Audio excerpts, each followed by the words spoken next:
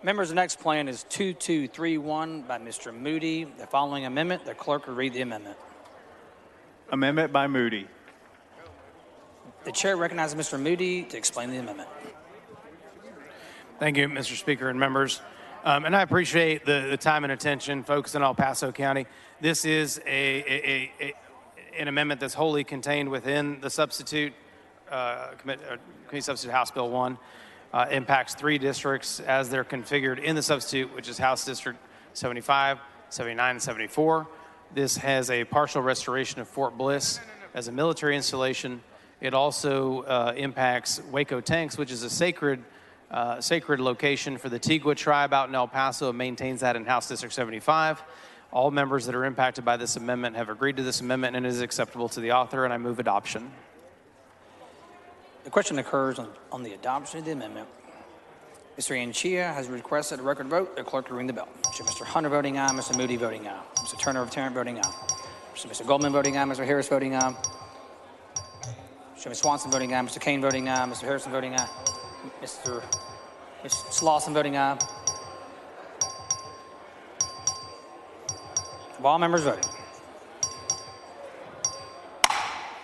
There being 141 ayes and 0 nays, the amendment is adopted.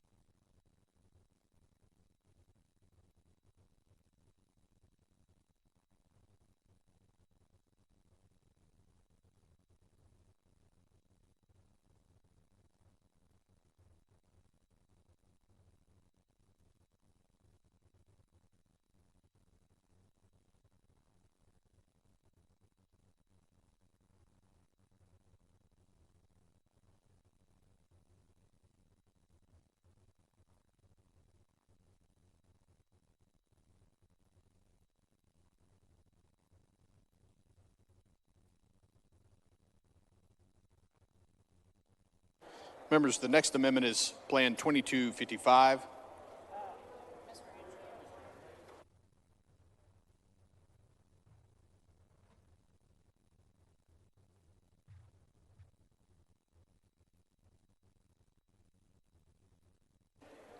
The following amendment, the clerk will read the amendment.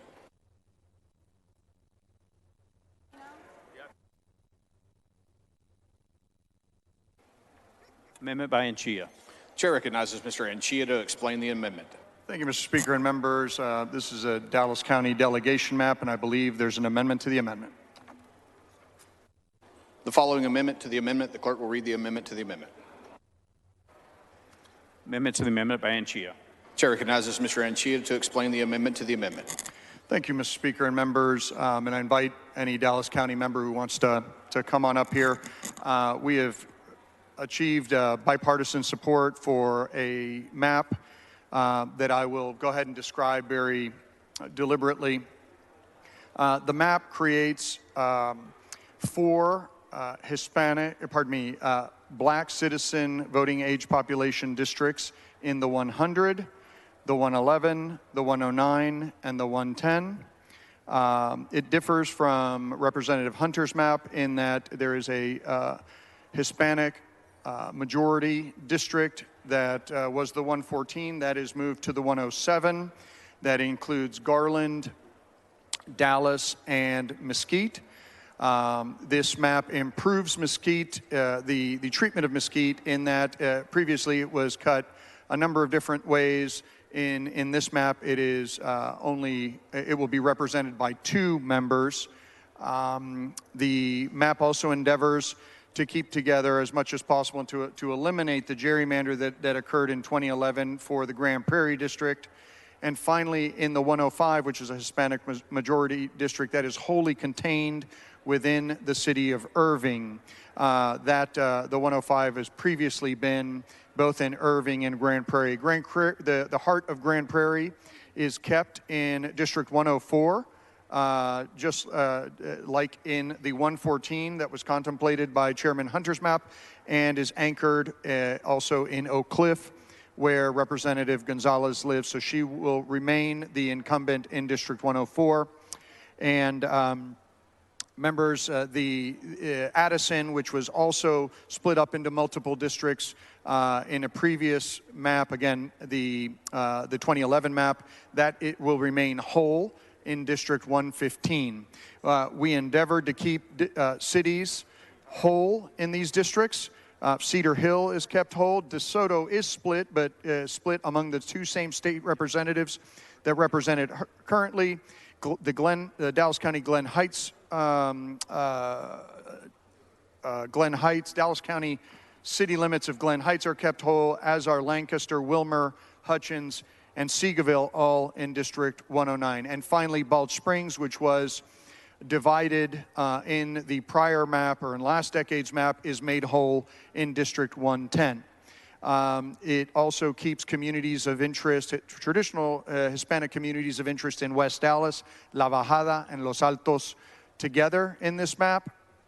And finally, the cities and towns of University Park and Highland Park are kept together in this map as well. So with that, members, I'm happy to yield to questions from Representative Davis. The gentleman yields for questions. Thank you, Chairman and Chair, and I appreciate you bringing this forward because I think it's important that we put this on the record. I noticed you asked the members who wanted to be down there with you, that the Dallas delegation who wanted to join you at the podium, but I noticed that it's not unanimous. Is that correct? I believe there's one member, Ms. Davis, yourself, who has expressed displeasure. And Chairman and Chair, isn't it correct that what you're doing is raising the African-American population for those districts that are already, I know that Chairman Hunter said that he created District 111 as a minority district, but having represented District 111 for the last 29 years, I find it odd that it would now be newly created. So I want to make sure that in your layout, you mentioned that it did something to District 111, but it in fact did not create a new minority district. Is that correct? No, and that wasn't the inference of my layout, Okay. Madam Chair. Duncanville, the 111 has been sort of traditionally Duncanville, part of DeSoto and the city of Dallas. It continues to be in this map and continues to be represented by you. And also, Members, please take your conversations outside the rail. is it true that you would think that in our African American districts, there does not need to be a 51 or 52%, over 50% African Americans to get an African American elected? Is that correct? Yeah, that's exactly right. And in fact, that's why in my layout I talked about District 110, District 111, District 109, and District 100 being over 50% black citizen voting age population, which for black districts is a lower standard than VAP. And so actually, we really don't need to increase that to get African American representation. We could do that with a 40% district. Is that correct? Well, yes, 40% voting age population, in sort of redistricting has been a performing African American district. So isn't it true that now we're setting a precedent, maybe setting a precedent that we'll be packing African Americans in a district so that they would have less impact across the district lines, that we're going to have them all packed in only 4 districts? I don't believe that's what this map does, and I'll highlight that under HB1, District 100, that's represented by Representative Crockett, was 26.7, I believe, something around 27% black voting age population. So it was substantially retrogressed. In this case, in the 100, it is over 50% black citizen voting age population, and not retrogressed as in the base map. So I think District 100 will continue to perform for an African American, for the African American community to elect the candidate of their choice. But so when you talk about this map versus Chairman Hunter's map, isn't it true that the reason the people are supporting it is because Hunter's map was so poorly drawn that they needed to correct his map to push them? Isn't this what we're fixing? Because he was so egregious in the way he drew the maps for those 2 African American districts. So is this middle ground in your mind? No, I believe this is a substantial improvement, and if you will, District 107 will be a district with a Latina incumbent that is over 60% total population. That did not exist in Dallas County beyond the 104 and the 103, so that will be a newly created district. And then the 105 with a Latina incumbent, where the community elects a Latina as their candidate of their choice, will also be over 50%. And you'll have 4 districts that will perform as black citizen voting age population districts. So I believe, and if you don't mind, I believe that this is an improvement over the underlying HB1. So yes, I do. I don't disagree that it's an improvement over HB1, because we knew it was bad. But now the question is whether or not we're improving it, this map, to accommodate some questions with regard to Republicans not wanting to support a map that doesn't pack us in the 50% districts. That's what this map does. So we're now drawing a district with 50% African American, mandating it has to be over 50% to accommodate Republican challenge. Is that what we're doing? I'm not sure. I don't believe that was the goal of this map. I know that in the 111, there was a request made to have it be over 50% black voting age population, BVAP. I will note that the 111 is currently drawn under, I think it's like 49.8, and I'll confirm that for you.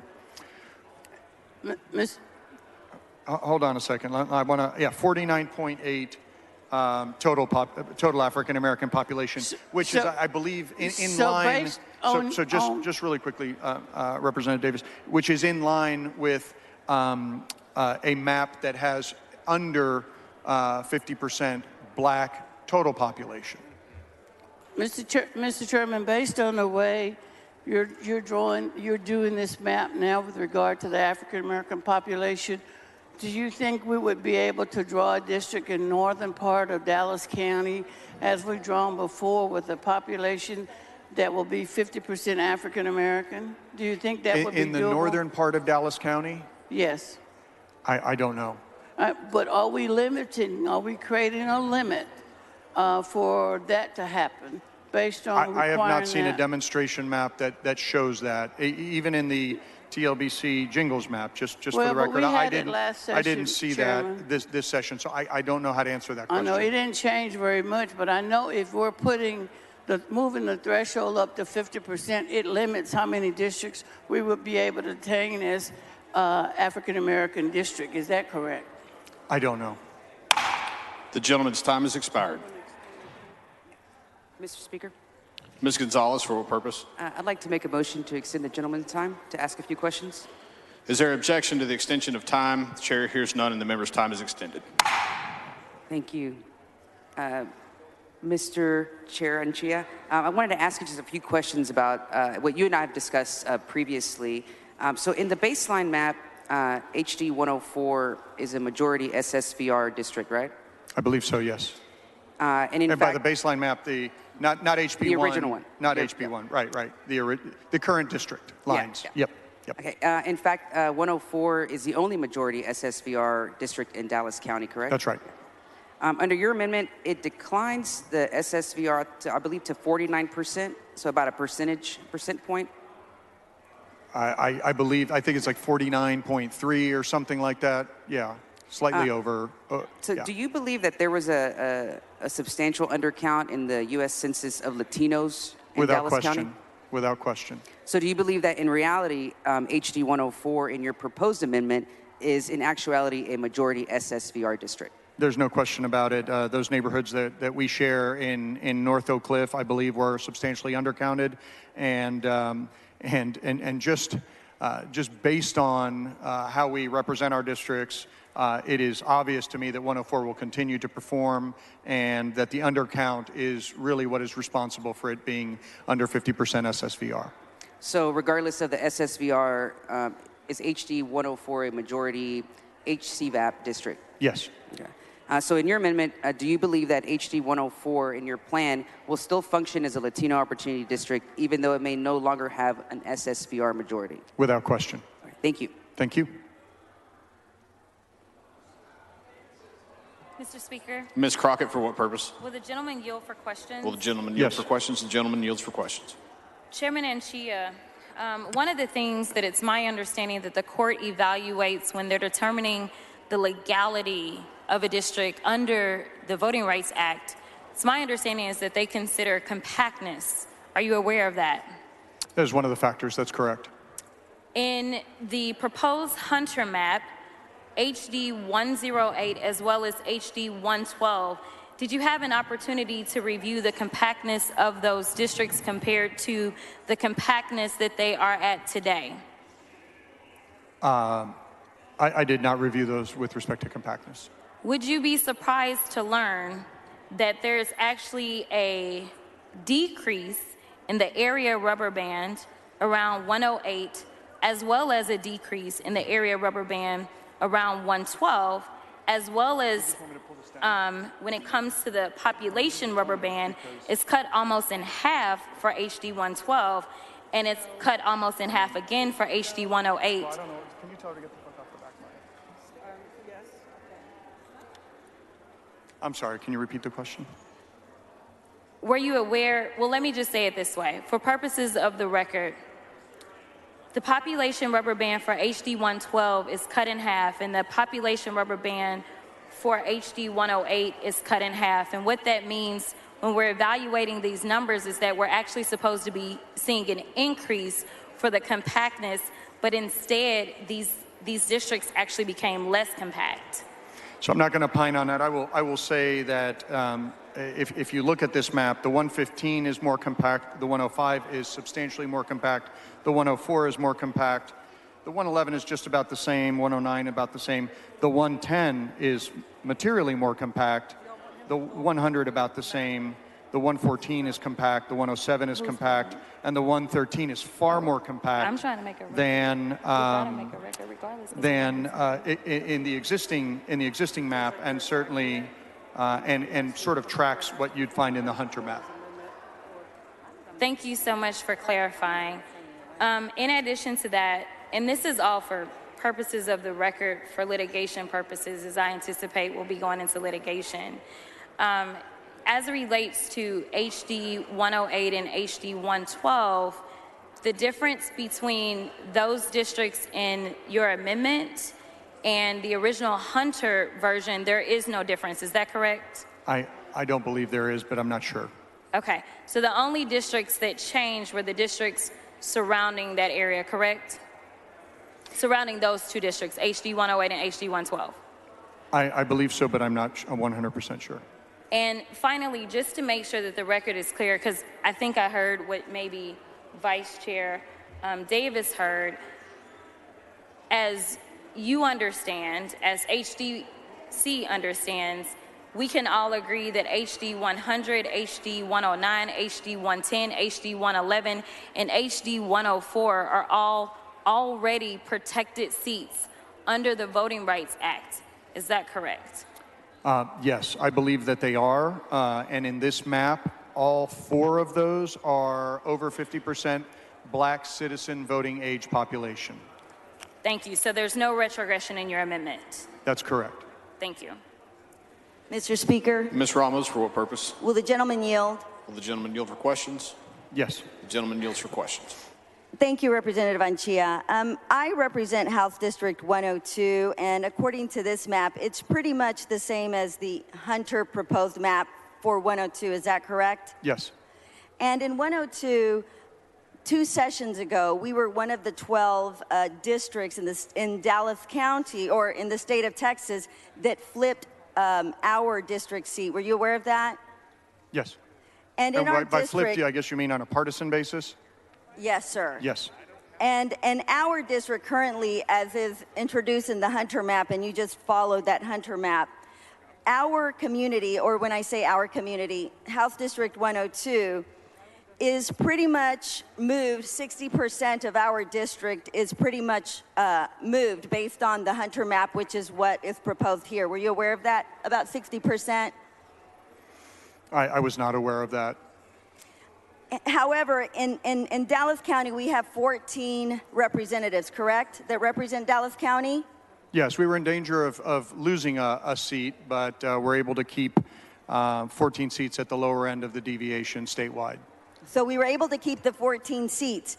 And 2 of those seats are Republican and 12 seats are Democratic seats, correct, in Dallas County? Yes. And I would say, let me rephrase that. I would say 12 seats are held by Democrats and 2 seats are held by Republicans. And those communities have chosen to elect the members who occupy those seats. yes, sir. And in the district that I represent, that used to be represented by a Republican, now they have a Democrat. And it appears in the maps that are provided for Dallas County, my district is being split up, or the House District 102 is now, under these proposed maps, broken up so that the 2 Republican representatives can have the voters that they want, and essentially is packing a lot of minorities in House District 102. Were you aware of that? I was not. Okay. And speaking on behalf of the constituents of House District 102, they were very not pleased with these maps, and you, sir, as part of redistricting, you know, heard them, and we discussed that a little bit. And essentially, they voted for a representative who represents the values of that constituency, has a community interest, 1 common school district for the most part. And on behalf of constituents of House District 102, not to you, sir, but just to the overall Hunter map, it's unfortunate that my community, House District 102, has been divided to accommodate the 2 Republican representatives in Dallas County. So thank you, sir, and I appreciate your efforts. Move adoption. Mr. Anchia sends up an amendment. The amendment is acceptable to the author. A record vote has been requested by Mr. Anchia. All those in favor vote aye. All those opposed vote nay. The clerk will ring the bell. Show Mr. Anchia voting aye. Show Mr. Turner of Dallas voting aye. Show Ms. Bowers voting aye. Show Ms. Johnson of Dallas voting aye. Show Mr. Hunter voting aye. Show Mr. Schaefer voting aye. Show Mr. Huberty voting aye. Show Mr. Slayton voting aye. Show Ms. Morales-Shaw voting aye. Have all voted? Have all voted? There being 138 ayes, 2 nays, the amendment is adopted. The amendment to the amendment is adopted.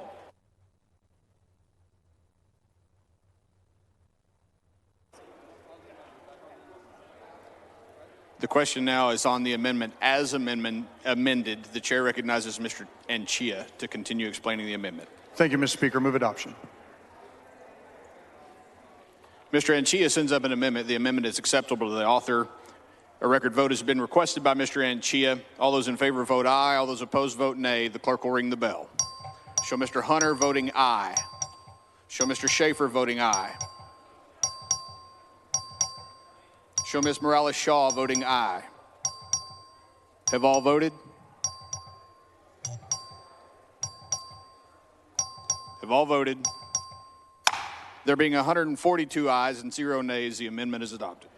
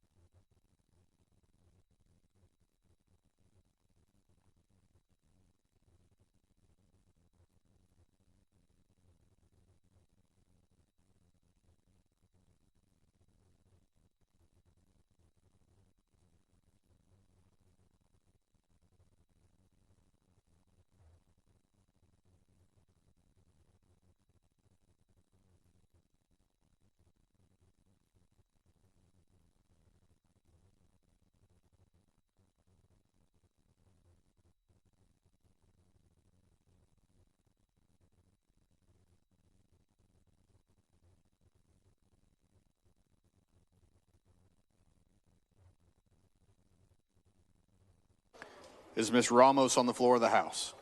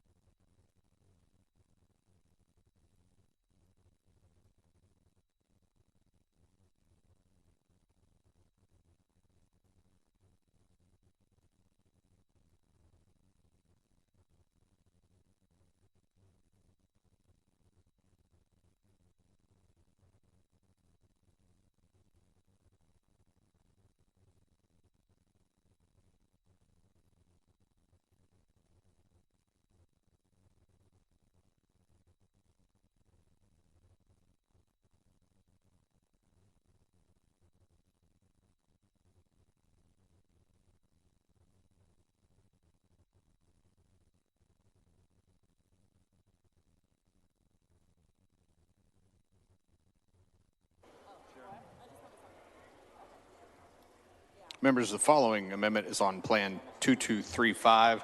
The following amendment, the clerk will read the amendment. Amendment by Crockett. The chair recognizes Ms. Crockett to explain the amendment. Members, I'm going to pull this amendment down. This was an amendment for Dallas County. If you have an opportunity to look at it, The only difference in my amendment is that I really did try to make sure that we had compact districts because that's something that the courts look for. So instead of districts looking all crazy, things look a little bit more compact and together. And so I just wanted to make sure that we had this on the record so that the courts could see what a more compact Dallas County would look like. But with that, obviously, the House has already voted on some changes for Dallas County. And so with that, I'll withdraw my amendment. The amendment is withdrawn.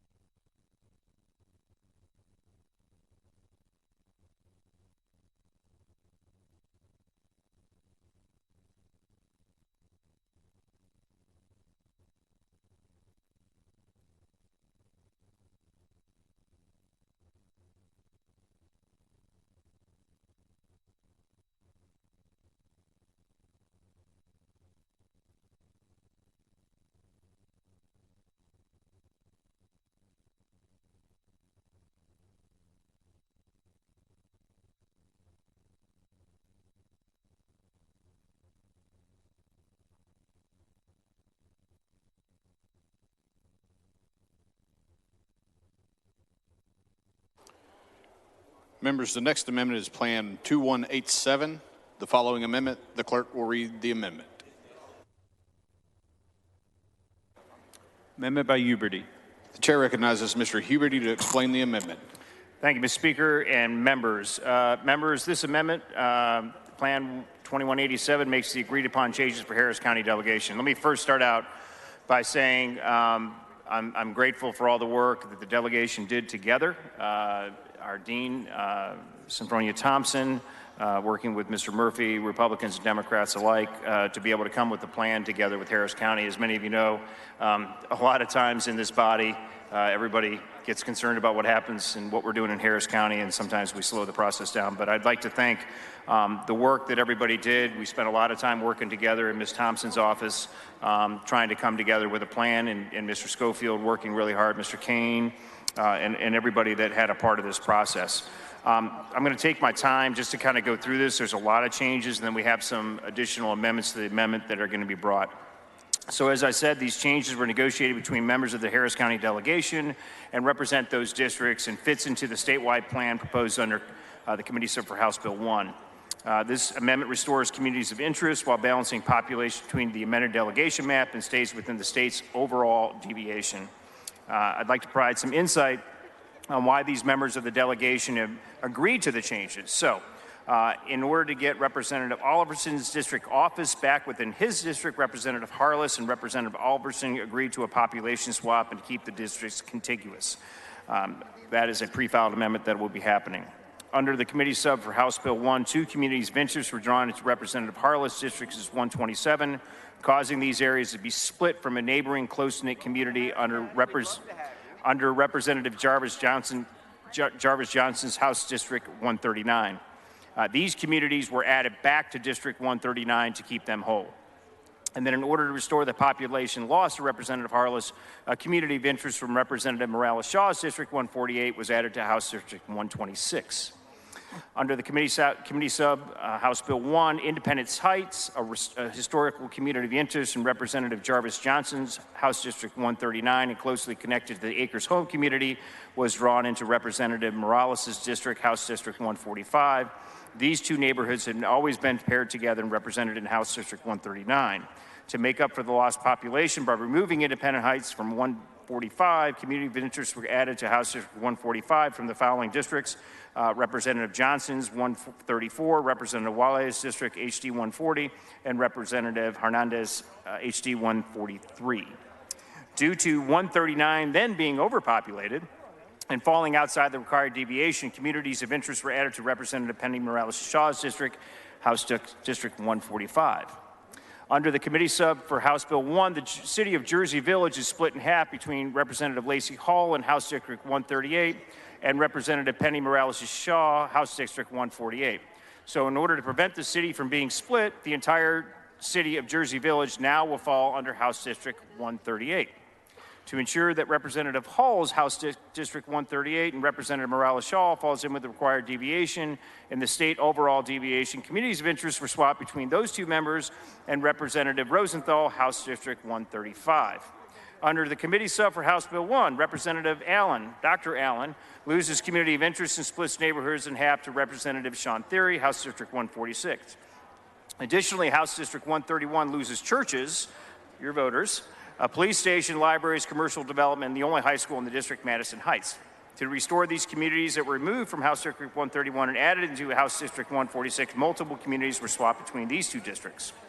The communities that were swapped have been historically represented by these respective districts, and we'll be having a floor amendment to deal with some of those issues as well. An apartment complex that was split under Committee Sub House Bill 1 is added back into entirety to Representative Wu's district, House District 137, as it is currently.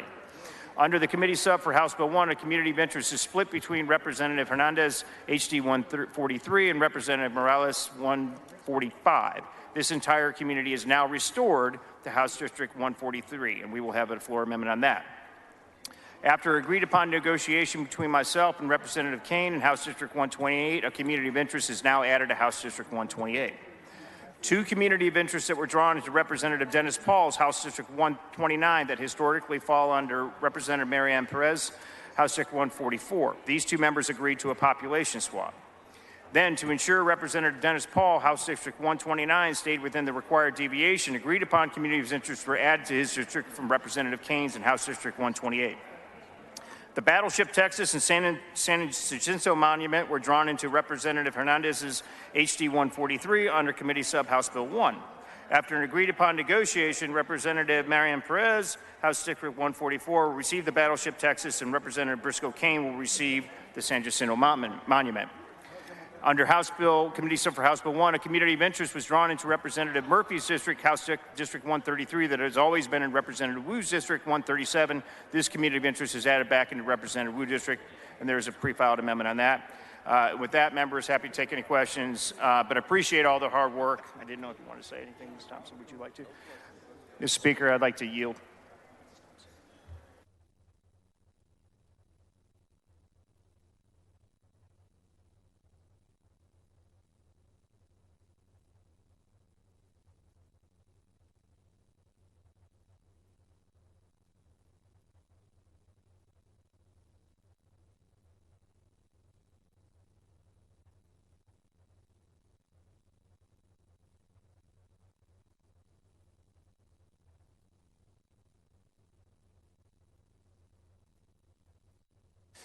The chair recognizes Ms. Thompson on the amendment. Mr. Speaker, members, this is a work product that the Harris County delegation agreed to, all 24 of us, and our plan has been worked out, and we would appreciate the cooperation of this body in adopting our plan. Thank you.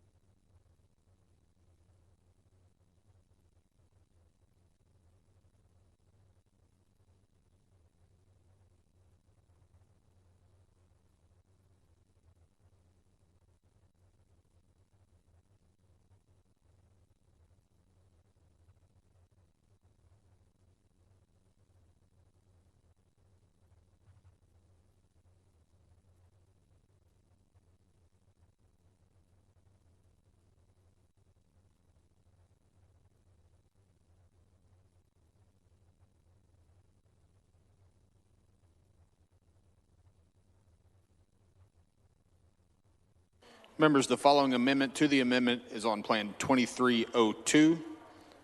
The following amendment to the amendment, the clerk will read the amendment. Amendment to the amendment by theory. The chair recognizes Ms. Theory to explain the amendment to the amendment. Thank you, Mr. Speaker, members. This is an amendment worked out between Dr. Allen and myself, which basically just helps restore one of the precincts from my district to hers and splits it so that we can both be in a good position evenly. With that, I move passage. Ms. Theory sends up an amendment to the amendment. The amendment is acceptable to the author. A record vote has been requested by Commissioner Anchia. All those in favor vote aye. All those opposed vote nay. The clerk will ring the bell.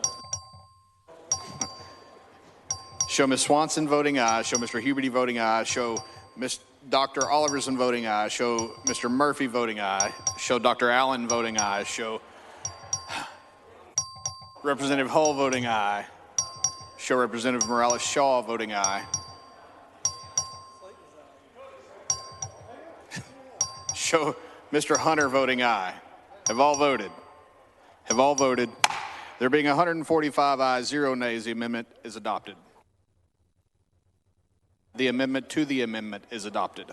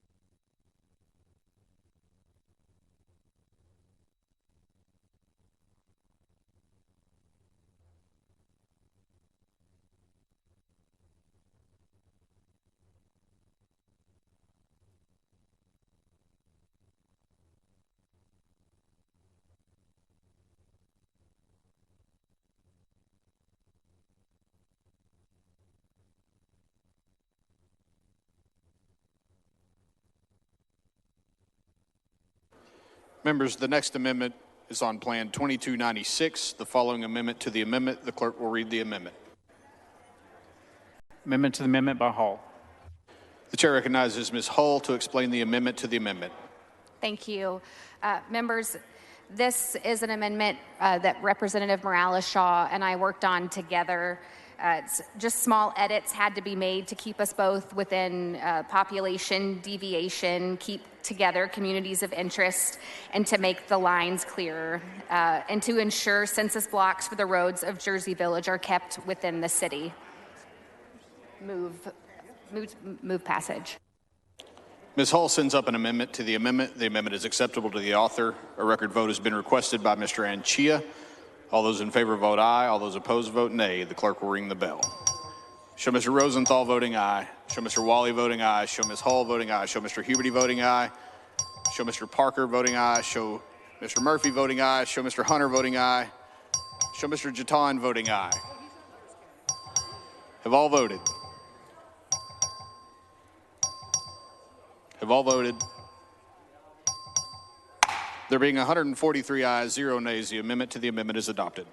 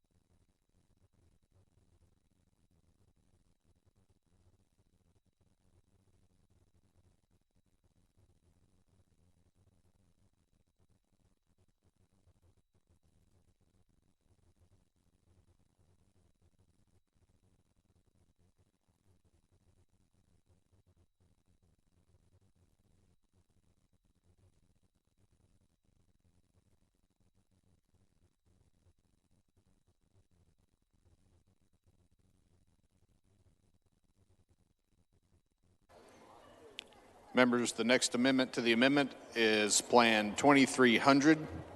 The following amendment to the amendment, the clerk will read the amendment. Amendment by Perez. The chair recognizes Ms. Perez to explain the amendment to the amendment.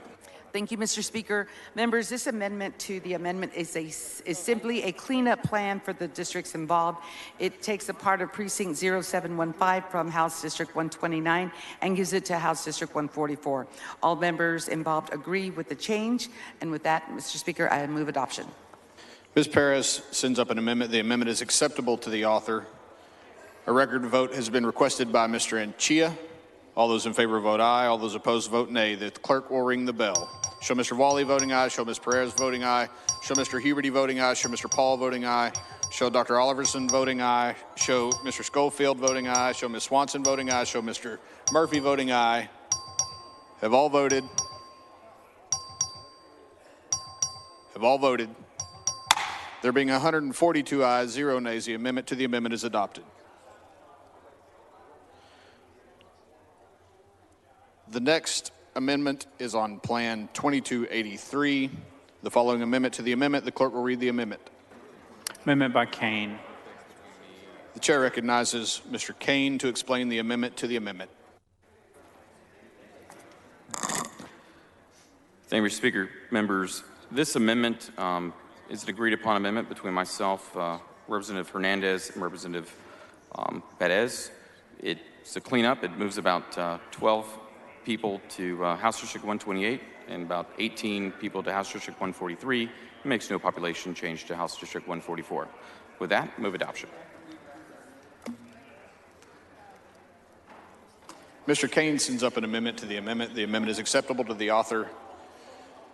A record vote has been requested by Mr. Anchia. All those in favor vote aye. All those opposed vote nay. The clerk will ring the bell. Show Ms. Swanson voting aye. Show Mr. Harless voting aye. Show Dr. Oliverson voting aye. Show Mr. Huberty voting aye. Show Ms. Perez voting aye. Show Mr. Hunter voting aye. Show Mr. Wally voting aye. Show Mr. Murphy voting aye. Show Ms. Hull voting aye. Have all voted? Have all voted? There being 141 ayes and 0 nays, the amendment to the amendment is adopted.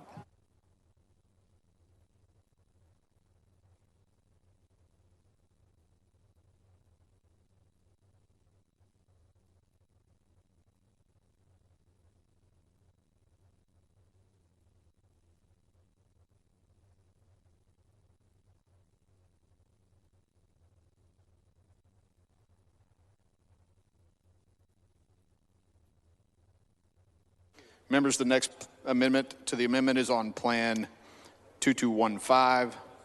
The following amendment to the amendment, the clerk will read the amendment. Amendment by Schofield. The chair recognizes Mr. Schofield to explain the amendment to the amendment. Mr. Speaker, members, there is a big reservoir 7 miles wide between my district, House District 132, and the bulk of Mr. Vo's district, 149. The base bill and the committee sub you have before you puts most of that in District 132, but there is a neighborhood in there that did not get included. This amendment to the amendment would include those folks with their neighbors instead of people 7 miles away. It is acceptable to the author. Mr. Schofield sends up an amendment to the amendment. The amendment is acceptable to the author. A record vote has been requested by Mr. Anchia. All those in favor vote aye. All those opposed vote nay. The clerk will ring the bell. Show Ms. Swanson voting aye. Show Ms. Perez voting aye. Show Mr. Huberty voting aye. Show Mr. Wally voting aye. Show Mr. Murphy voting aye. Have all voted? Have all voted? There being 144 ayes, 1 nay, the amendment to the amendment is adopted.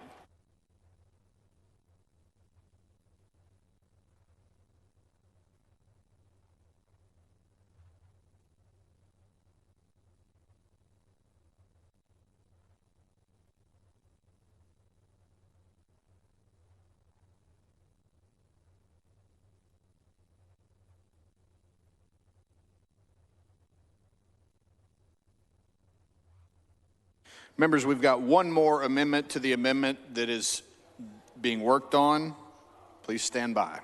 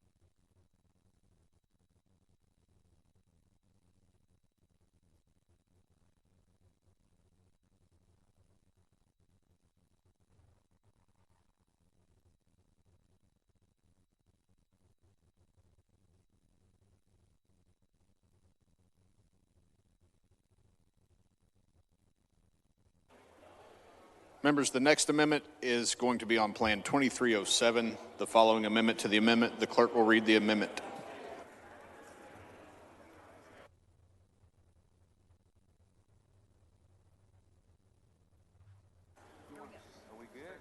Amendment by Rosenthal. The chair recognizes Mr. Rosenthal to explain the amendment to the amendment. Thank you, Mr. Speaker. Members, this amendment is by agreement with my neighbors here. What it does is collect a community that we've been trying to collect for a while. It cleans up some lines. It makes the districts more compact. It's acceptable to the author, and I move adoption. Mr. Rosenthal sends up an amendment to the amendment. The amendment is acceptable to the author. A record vote has been requested by Mr. Anchia. All those in favor vote aye. All those opposed vote nay. The clerk will ring the bell. Show Mr. Huberty voting aye. Show Ms. Swanson voting aye. Show Mr. Vo voting aye. Show Mr. Rosenthal voting aye. Show Mr. Wally voting aye. Show Ms. Hull voting aye. Show Mr. Murphy voting aye. Have all voted? Have all voted? There being 140 ayes, 0 nays, the amendment to the amendment has been adopted.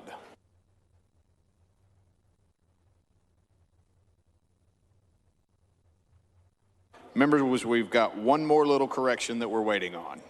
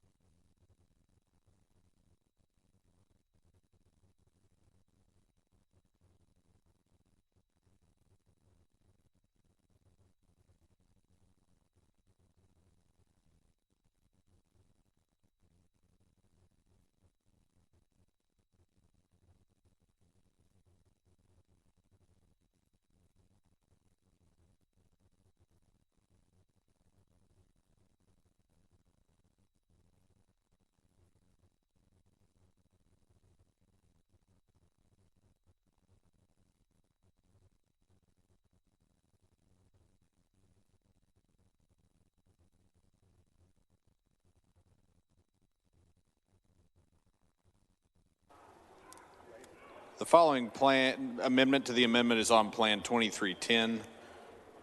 The clerk will read the amendment to the amendment. Amendment to the amendment by Cain. The chair recognizes Mr. Cain to explain the amendment to the amendment.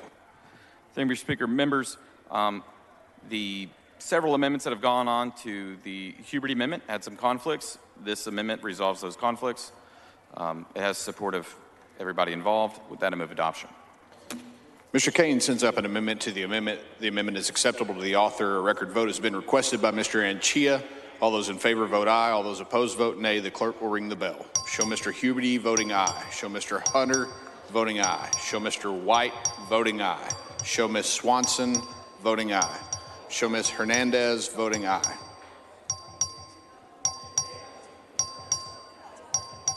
Have all voted? Show Mr. Harrison voting aye. Have all voted?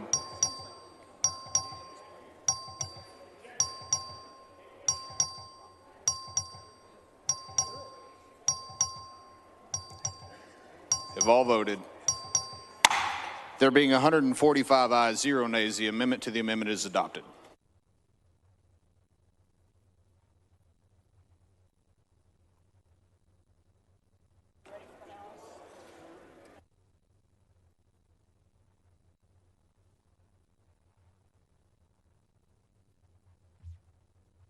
The chair recognizes Mr. Huberty to close on the amendment. Thank you, Mr. Speaker. Members, thank you for your patience. I would like to say that this was actually shorter than in 2011. We did this for Harris County. It was a pleasure to serve with each and one of you through this process, and certainly with my delegation. Appreciate with that. I move passage. The question occurs on the adoption of the amendment. The amendment is acceptable to the author. A record vote has been requested by Mr. Anchia. All those in favor vote aye. All those opposed vote nay. The clerk will ring the bell. Show Ms. Swanson voting aye. Show Mr. Huberty voting aye. Show Mr. Hunter voting aye. Have all voted? Have all voted? There being 144 ayes, 0 nays, the amendment is adopted.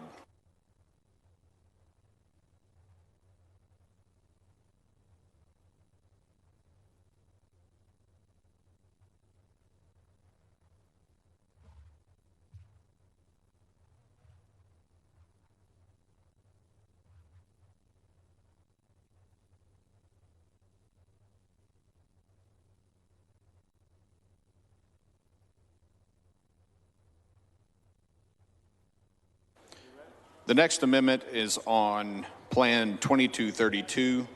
The clerk will read the amendment. Amendment by Canales. The chair recognizes Mr. Canales to explain the amendment. Mr. Speaker, members, this is an amendment that only affects Hidalgo County, and it is acceptable to the author. Mr. Canales sends up an amendment. The amendment is acceptable to the author. A record vote has been requested by Mr. Anchia. All those in favor vote aye. All those opposed vote nay. The clerk will ring the bell. Show Mr. Hunter voting aye. Show Ms. Swanson voting aye. Show Representative Lucio voting aye. Have all voted? Have all voted? There being 145 ayes, 0 nays, the amendment is adopted.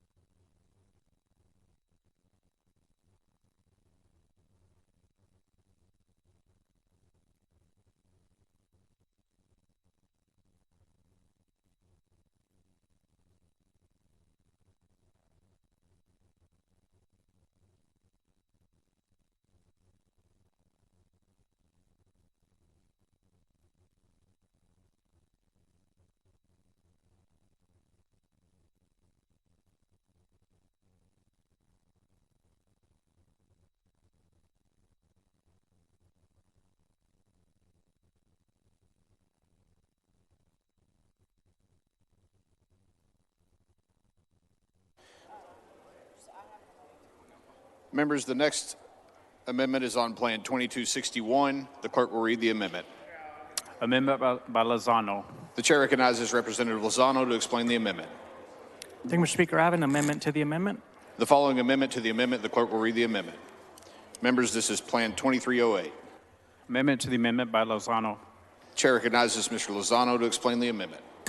Thank you, Mr. Speaker. Members, this amendment to the amendment will basically ensure that the Hidalgo County portion of my original amendment will conform and be exactly as Representative Canales' amendment earlier.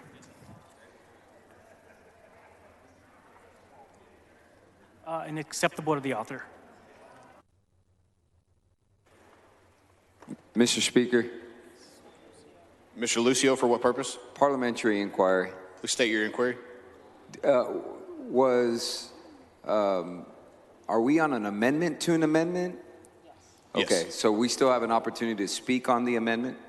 Yes, sir. Okay. Mr. Lozano sends up an amendment to the amendment. The amendment is acceptable to the author. Mr. Anchia has requested a record vote. All those in favor vote aye. All those opposed vote nay. The clerk will ring the bell. Show Mr. Hunter voting aye. Show Mr. Cain voting aye. Show Mr. Lucio voting nay. Have all voted? Have all voted? There being 85 ayes, 57 nays, the amendment is adopted. The amendment to the amendment is adopted.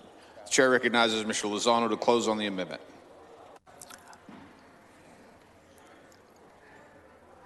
Speaker. Mr. Dominguez, for what purpose? Is the author available for some questions? Yes. Well, the gentleman yields for questions. The gentleman yields for questions. Yes, absolutely. Mr. Lozano? Yes, sir. Which districts does this amendment involve? 35, 37, and 38. And you just had an amendment to the amendment. Yes, was the population changed any for any of the districts? Slightly, but they are all still within the deviation, and they're all actually pretty much under the ideal district size. And 35 of those would be the largest. What is the deviation on each of those districts? The exact percentage. So on District 35,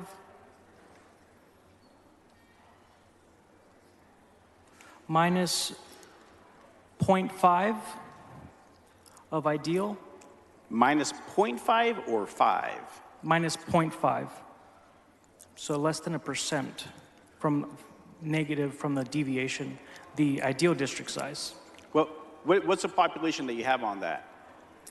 For 35, 193 and 328. 193, 328.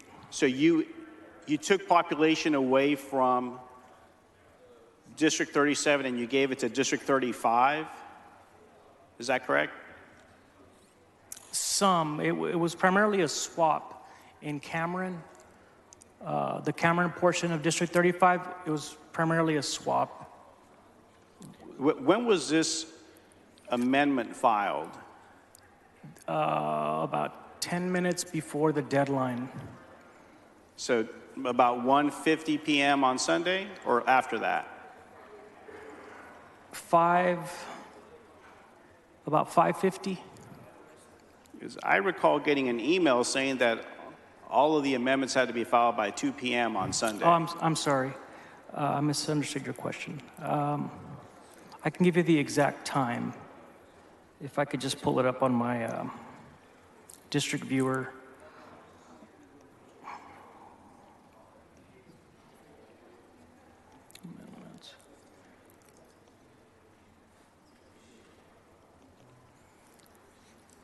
I'm sorry, my iPad is not refreshing to the current amendment, but I can get that for you. Thank you, please. Now, when you filed this amendment, did you consult with any of the state district members that reside in either House Districts 35, 37, or 38? No, it was on Sunday. I obviously, it was at the last minute that I was able to If you remember, I used to represent Cameron County, and I got to meet a lot of people in Willacy and Cameron County.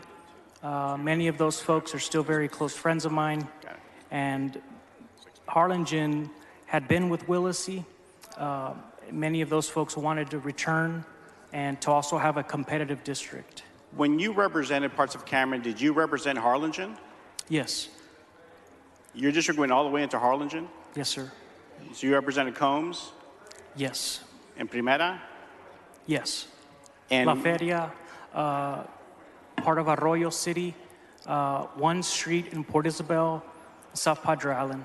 Yeah. So when you got this information from this person or people from Harlingen, did you speak to the state representative that represents Harlingen?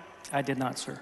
And that was on Sunday. What about on Monday? Did you speak with any of the state district members that are affected by your amendment on Monday? Not until today, sir.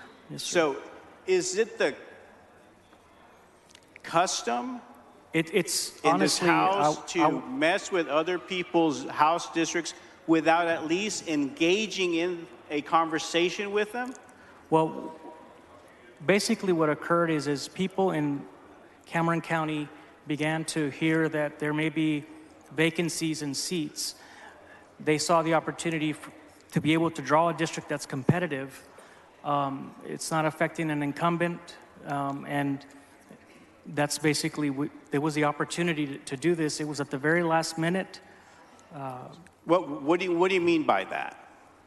Well, there's a retirement in 38, and the current rep of 37. Has the current representative of District 37 made any type of announcement that he is not seeking re-election? No. So, and who is the current? That's you.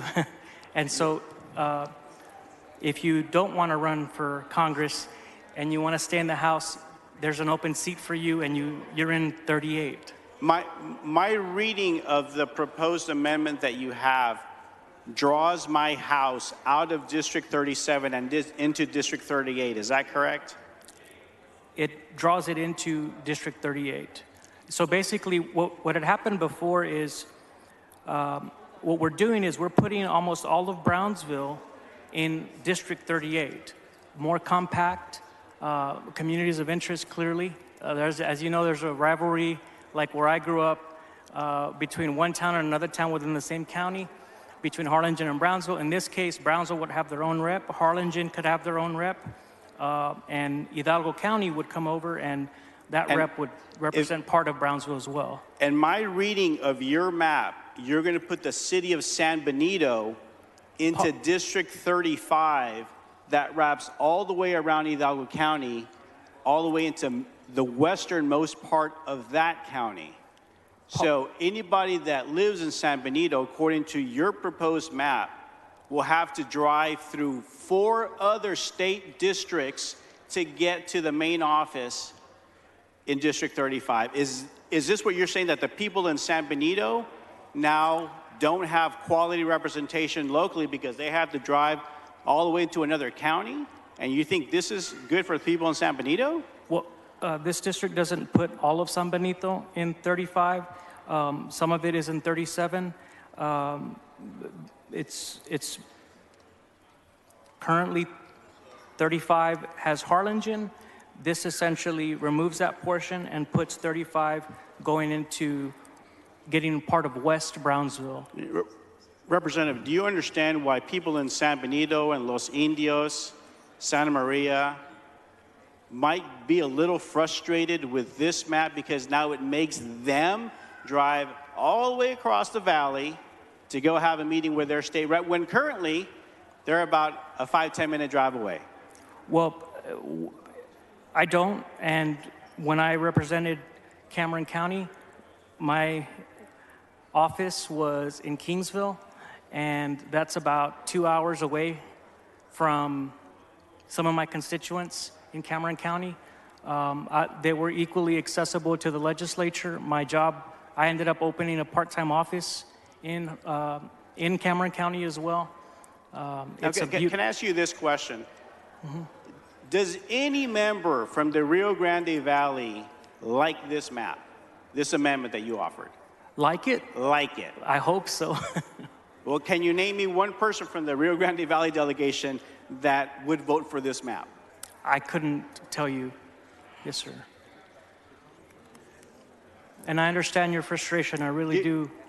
Well, if you understand my frustration, are you willing to pull this amendment down so that we can sit down and talk about this and talk about the constituents that you have concerns about in the city of Harlingen and possibly bring those representatives to bring in to be part of this conversation?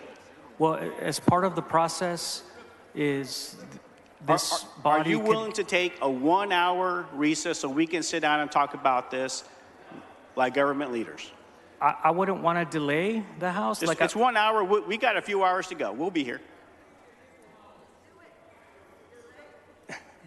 I'd rather just move ahead and put it up for a vote. I mean, we could talk right now. I'll give you an extension of time, obviously. Mr. Lozano, and I'm trying to be as respectful as possible, understanding the motivation that you have, that people in Harlingen said to you that they saw this as an opportunity to create a competitive district. Yes, sir. Correct? Yes, sir. That's the motivation behind this, right? And to be again with, so Willacy, as you're driving south, as you know, on the highway, you go through Raymondville, you go through Combs, you go through, and then you go straight to Harlingen. Those two communities have a lot more in common than other parts, and so they want to be with Willacy again. And this does that. Currently, the current map of District 38 covers... The gentleman's time has expired. Mr. Speaker, I move to extend the gentleman's time. Members, you've heard the motion. Is there objection to the extension of time? No. Chair hears none, and the member's time is extended. The current map, even the map proposed by Chairman Hunter, has District 38 covering Harlingen, San Benito, Olmito, and Brownsville. And all of those communities are within a 5 to 10 minute drive. Would you agree with that geographically? Well, this makes it more compact than that. I'm asking you if you agree with that. The 5-mile assessment, it sounds about right. And would you agree with me that the distance that you have in your map from Harlingen to the southmost part of Brownsville, which is the southernmost part that you have drawn on your amendment, is about a 45-minute to an hour-long drive to get there?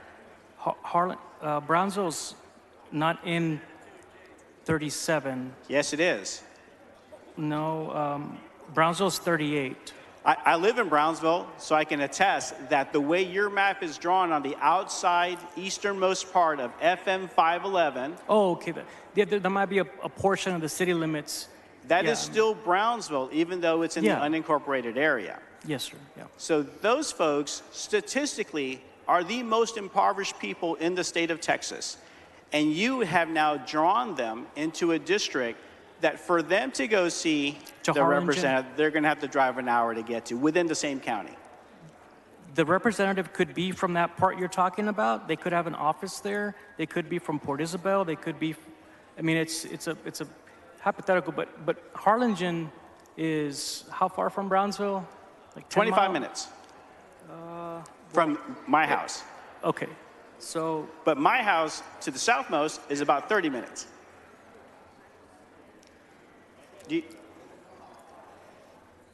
Yeah, so and this is my frustration, and I hope you'll explain this to me.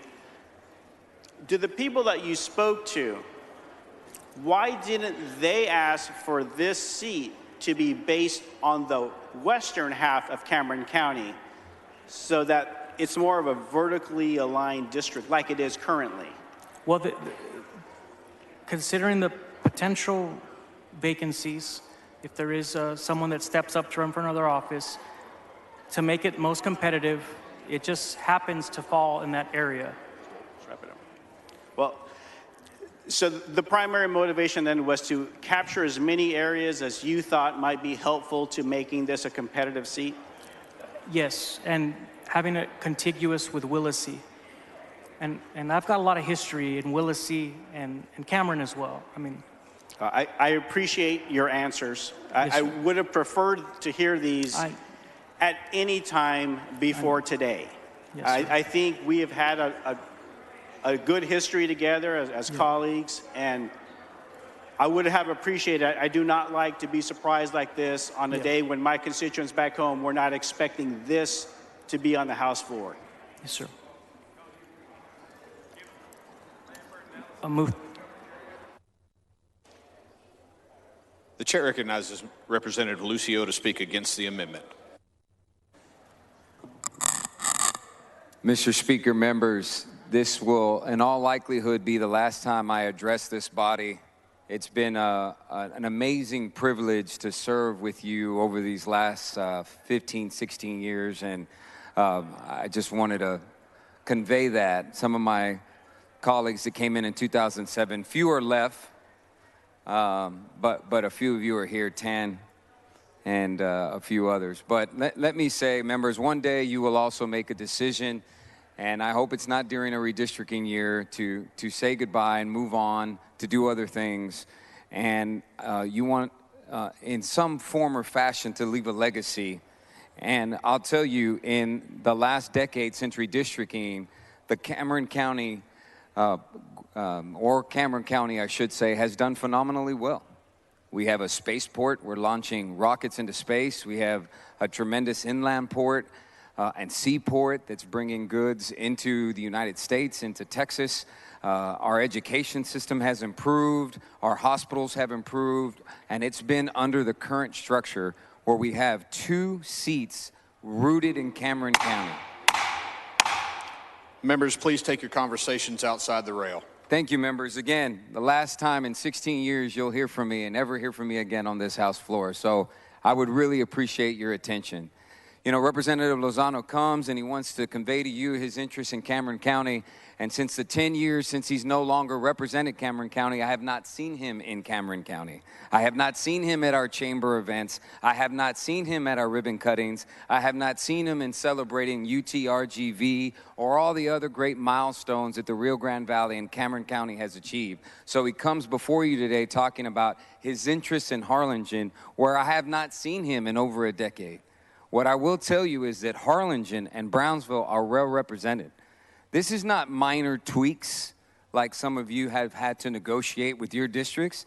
This is entirely removing a seat out of Cameron County, one of the most fastest growing, most in need districts in all counties in all of our state of Texas. This is very disingenuous. Like he said, it was filed 10 minutes before the deadline to file amendments for this floor. This can't be for the greater good. This is a disingenuous last-minute attempt to do a grab. I want to leave this body with my head held high, my relationships intact, and the future of my community taken care of. And this amendment puts that in jeopardy. We've done some good work today. I'm proud of my Harris County delegation, biggest delegation in the state of Texas, got it done. So what I am asking you is to let our delegation agree. And by the way, Representative Lozano is not a member of the Rio Grande Valley delegation. So I ask you to please let our delegation speak its mind and vote no on this amendment. The chair recognizes Representative Dominguez to speak against the amendment. So on 9/11, the mayor of Harlingen asked if I could go to witness their 9/11 memorial celebration. I don't represent Harlingen, but I went because they asked. In 2 weeks, the Harlingen Chamber of Commerce invited myself, amongst other Valley members, to go to one of their gala events. They know that I don't represent Harlingen, but they know the Valley delegation does. Because we're such a compact region, we're about 1.5 million in South Texas. We have to look out for each other. We're separated by King Ranch, so we're used to doing things together. And that's why when the Valley delegation was talking about redistricting, we all collaborated. When Chairman Canales was preparing his amendment, he asked us to take a look at it. It was, yeah, absolutely. We're happy to help out. We didn't know about this at all. At all. And I think that surprise is not in line with the history of the House, especially when it comes to this. So what we saw earlier today when an amendment was offered to change things in Brazoria County, we thought, hey, you know what? You're not from Brazoria County. You didn't talk to the people in Brazoria County. Leave it alone. And that's all I'm asking for here.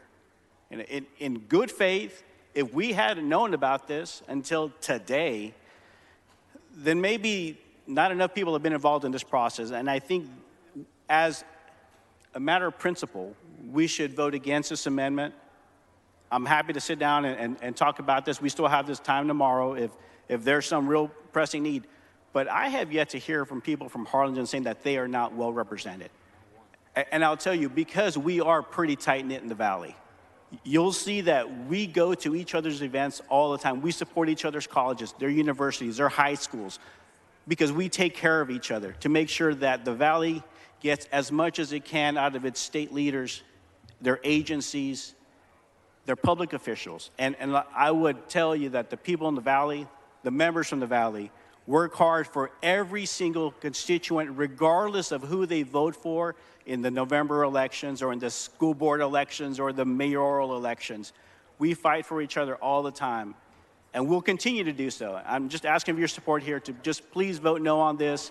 It was a complete shock to us, and we think that's not in line with the history and the traditions of this House. Thank you. Mr. Speaker. Mr. Anchia, for what purpose? Will the gentleman yield for just a few questions? Will the gentleman yield for questions? Yes. Thank you. The gentleman yields. So just to reiterate, this amendment was filed at the last minute as an amendment to the amendment. No members of the Valley delegation were consulted by the author. The author of the amendment is not a member of the Valley delegation. Essentially, this amendment cannibalizes a seat, moves it out of Cameron County for no compelling government interest. Is all of that correct? That is correct. And was there any sort of population disparity that required a district to be exported out of Cameron County? Not at all. Based on what we're required to have, even before the bill drafted by the overall bill author, District 37, which is the eastern southernmost district in the entire state, my district, could have gotten its additional population by moving slightly west. District 38, Representative Lucio's district, wholly contained within Cameron County, could also obtain its additional population by just moving slightly west and still allowed for the residue population to help District 35. There was no need for us to even go out of Cameron County. Cameron County can contain us all completely. Now, the way this is drawn, instead of having 2 seats solidly in Cameron County, now it'll only have 1. This is a county of nearly 500,000 people, and is only going to have 1 wholly contained state district. So people in Cameron County will essentially lose representation because they will be packed into 1 district, and then the remaining district is exported out of the county into more rural counties to the north. Is that right? Into Willacy and the westernmost part of Hidalgo County. And so the communities of interest that were contained in Representative Lucio's district and your district now will be compacted, and the sort of the outer ring of the county is moved out so that Cameron County will no longer have influence in 2 districts. It might have some influence, or it will have influence in 1 district and possibly partial influence in another. That's correct. Okay, thank you. Yes, sir. The chair recognizes Mr. Lozano to close on the amendment. Thank you, Mr. Speaker. And members, I do want to point something out that's been said that's incorrect. Cameron County still has 2 House seats under this map, 37 and 38. Currently, 35 is by a representative from Hidalgo County. That has not changed. That has not changed at all. And an important thing I want to point out is that when there's questions made about whether or not I have been in Cameron County, my family have been taxpayers of Cameron County since the 80s. My father has been the medical director of a medical service company in Willacy County since 1985. I spent every weekend as a child in Port Isabel and in South Padre Island eventually. Cameron Mr. County Speaker, is Mr. Lucio, for will what the purpose? gentleman yield? Will the little gentleman bit. yield for Yes, sir. questions? In a So little you bit. you mentioned In a- earlier. in a little bit. Just let me finish. Not at this time. Yes, sir. And so 2011, my very first session in the legislature, I represented TSTC, and one of the things that I did and I was very proud of is to work with Governor Perry to start with the Valley delegation, the merger, and creating Utrgv. I was on an airplane with Governor Perry, flying to TSTC in Harlingen for a groundbreaking when we were discussing this. I'll never forget that. Utrgv is a brilliant university that is part of the fastest growing part in the state. Now, Cameron County is one of the poorest, if not still the poorest counties in the entire state of Texas, in the entire country. And I would never try to remove a representative, and the maps clearly show that there are still 2 representatives from Cameron County. They add Willacy, which has been there before, and 35, which is from Hidalgo, getting into Cameron County and now part of Brownsville under this map. That has not changed. I am not touching the Hidalgo part of the map.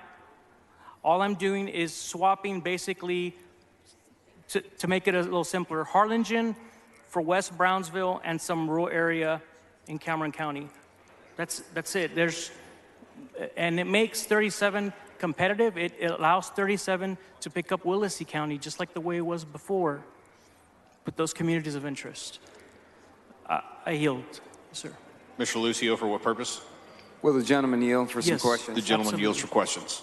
You mentioned that your decision to run with this amendment was based on people from Harlingen approaching you to do this? Over time, No. I meant leading up to today and this week. Yes. May I ask who that was? The exact people? Yes. Well, this has been over the last. No. I'm asking because I would have to really. So you've been talking to people in Cameron County, specifically Harlingen, over time, leading up to this redistricting that you wanted not to. Not over time, but ever since they were aware of vacancies coming up or potential. May I ask who? I would have to go back and get you all those names, but it's only been about 6 people. And I would want to talk to them, to be honest. The county judge? No. Any stakeholders? Anyone that serves on the Chamber of Commerce? Anyone that serves on the Community College Board? They're not on a college board. Any of the business leaders who I've engaged with, who Representative Longoria is engaged with, Representative Dominguez is engaged with? I know that they probably have. They probably have what? Engaged. Like, these are people have that... Have any testified? Have any sent you written correspondence? Have anybody... I want to know who from Harlingen, one name that you can say, because you said that this is a result of people approaching you from Harlingen. I want one name of someone who said, we need to do this. I would feel more comfortable asking them if I could tell you their name. It's an issue of privacy with these constituents. This is extremely critical to the future of this community. You're telling me that constituents from my district reached out to you to encourage you to do this, because what I believe, Representative Lozano, is that nobody reached out to you from Cameron County to do this. I don't believe that. I think that you want to do this because you want to do this. And spending time in Port Isabel and South Padre Island at a resort destination does not mean you've been engaged in this district or in Cameron County since you left the Democratic Party to go to the Republican Party. That's not a resort destination. Being in the trenches, and I don't remember you rolling up your colonias, sleeves and being in negotiations over Utrgv, sir.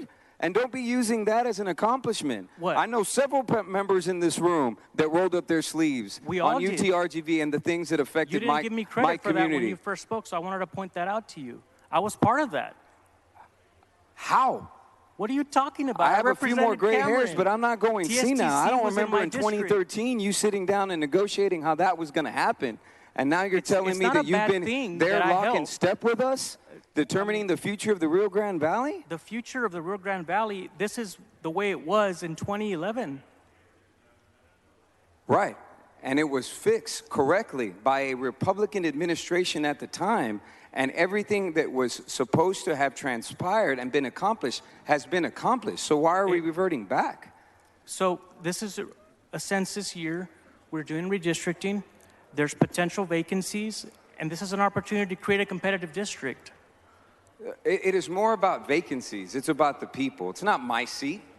It's not Dominguez's seat. It's not your seat. None of us own anything.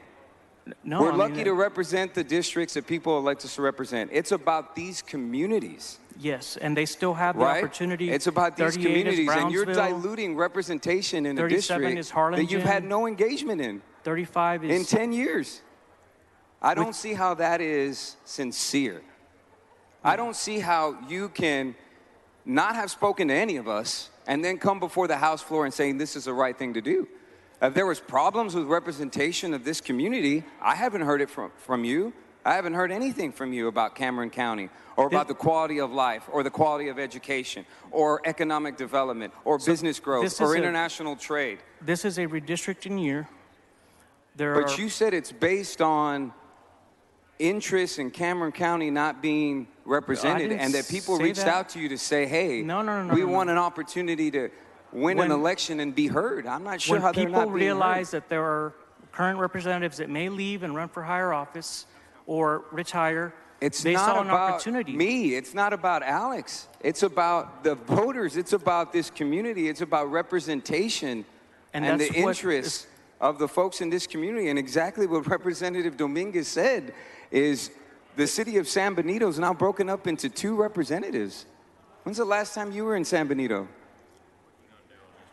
When's the last time you met with the city manager? Who's the mayor of San Benito? I think July. Who's the city manager?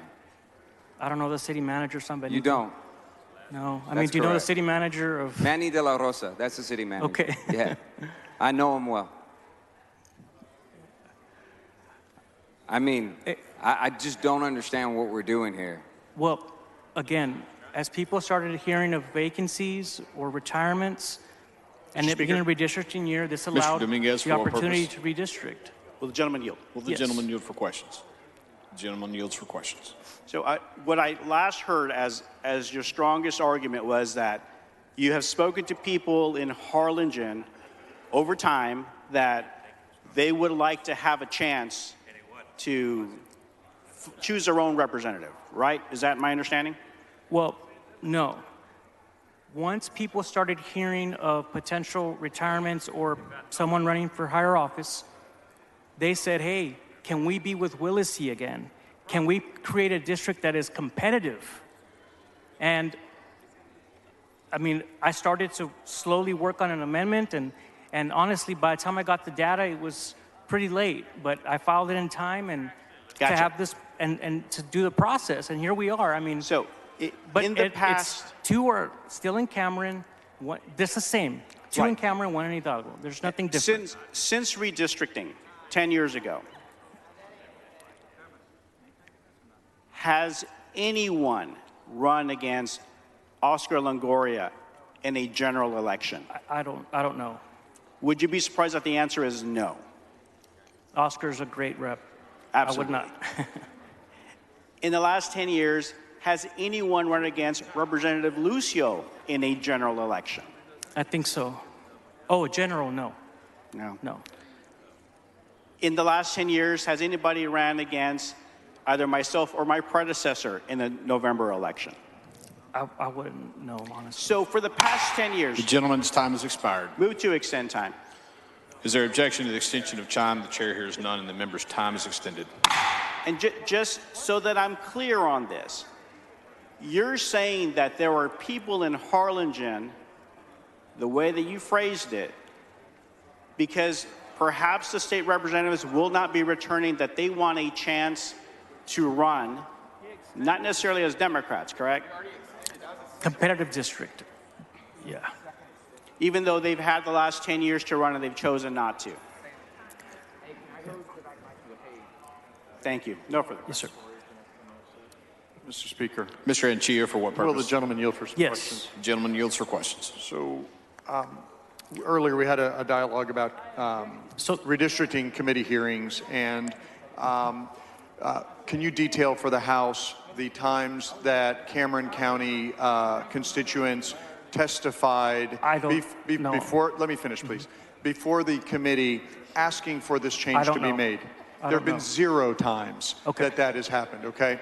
So and if you could point to one bit of public testimony that suggested that we take the approach that you are taking as a member of the Coastal Bend delegation for the RGV, I would be curious to know that. But to my knowledge, there has been nobody. Do you have any examples of people in public testimony pointing to the change that you're suggesting today? I don't know what happened in redistricting. I was not in the committee.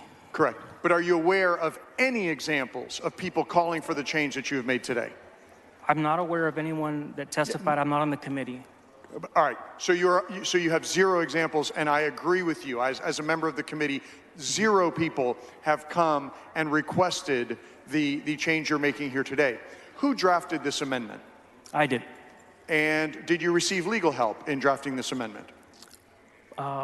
Definitely correcting some of the problems in the amendment. By my whom? staff. Okay, your staff. Did you consult with any lawyers in drafting this amendment? I don't know if my staff did. I'll have to check. Okay. I didn't. You did not? No. Did you conduct, in conjunction with this amendment, any analysis about racially polarized voting? No, I didn't. But I have. Did you conduct any analysis about the communities of interest that are being changed in your map? So all of these districts are still significantly Hispanic districts. There's no major deviation. 37 is over 80% Hispanic. 38 is over 80% Hispanic, so is 35. Basically, this has already existed. This, as we speak, the current House map has 2 reps from Cameron, 1 that comes from Hidalgo that comes into Cameron. All we did is the part of Cameron that Hidalgo rep has is we took out Harlingen, put in Brownsville. That's essentially. So there was no need to change the map because both districts were in the deviation. What was your interest in changing the map? So over the objection of the entire Rio Grande Valley delegation. Okay, so this allows, considering the pending vacancies, House District 37 to be back with Willacy, to it be contiguous with Willacy. I understand what your amendment does, but why? That's what I'm asking. Okay, so it's pending vacancies. This allows House District 37. That is what it does. Why? You're telling me what it does. I understand what it does. Why? Pending vacancies. Willacy is now continuous with Cameron. It once again puts Willacy with South I understand Padre. what it does. Why did you choose over the objection of the entire Rio Grande Valley delegation to make this change when there was 0 evidence on the record and 0 people from Cameron County that asked for this change? Why? Because we are in a redistricting year, and as a member of the Texas House of Representatives, I can do that, and everyone can vote. Okay, because you can, you did.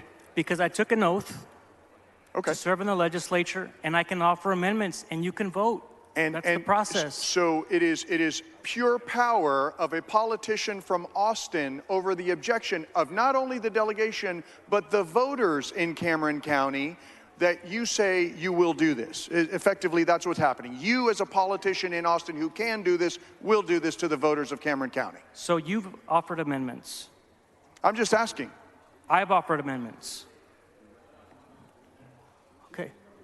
So because you can, you will. Because you could, you did.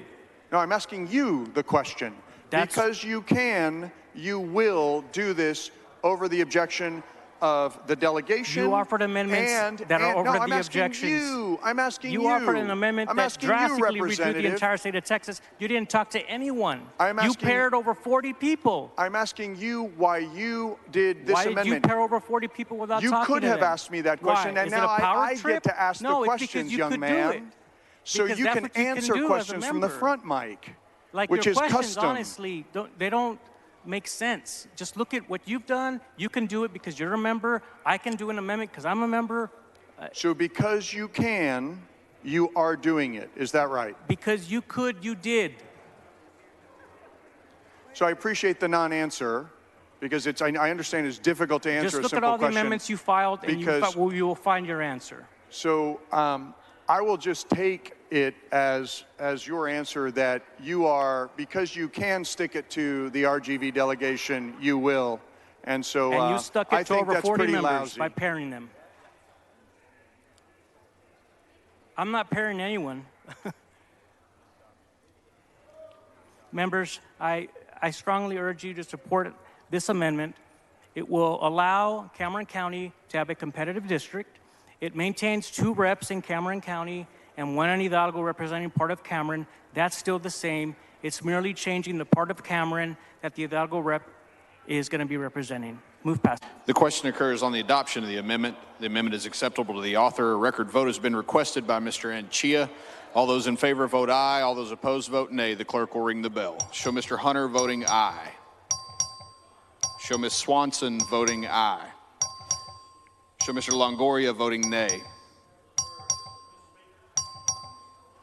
Show Mr. Tinderholt voting aye. Have all voted? Have all voted?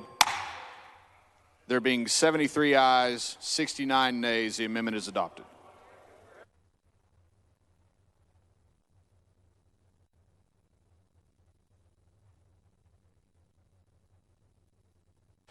A verification has been requested. A verification is granted. Members, please take your seats.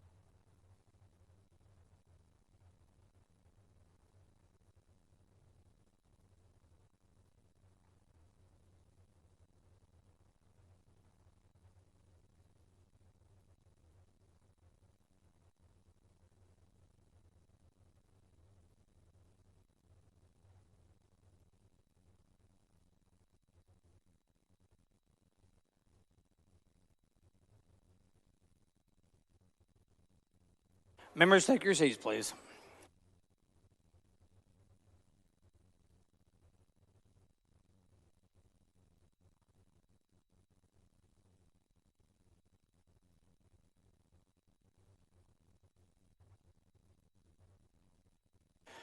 The clerk will proceed with those members' names voting aye. Allison, Anderson, Ashby, Is Mr. Ashby on the floor of the House? He's over there. Okay. Bella Montgomery, Bella Kaufman, Biederman, Bonin, Buckley, Burns, Burrows, Button, Cain, Capriglione, Kaysen, Clardy. Members, please take your seats. Cook, Craddock, Is Mr. Craddock on the floor of the House? Temporarily strike his name. Cyrier, Darby, Dean, Frank, Gates, Goldman, Harless, Harrison, Hefner, Holland, Hull, Hunter, Jatan, King of Hemphill, King of Parker,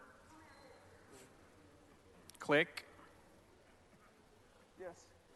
Kraus, Lambert, Landgraf, Leach,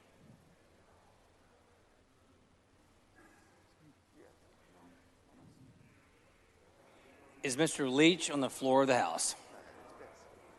Temporarily strike his name. Lamont, Lozano, Metcalf, Meyer, Middleton, Morales of Maverick, Morrison, Murphy, Murr, Noble, Oliverson, Patty, Parker, Paul, Rainey, Raymond, Rogers, Sanford, Schaefer, Schofield, Shaheen, Shine, Slayton, Slauson, Smith, Spiller, Stevenson, Stuckey,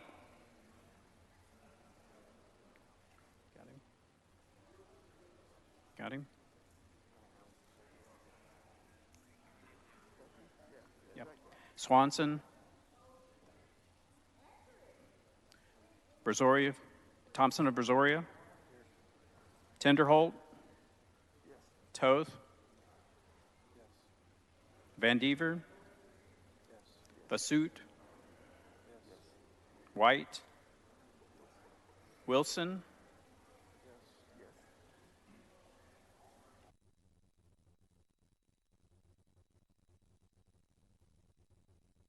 The clerk will now read the names of those members voting nay.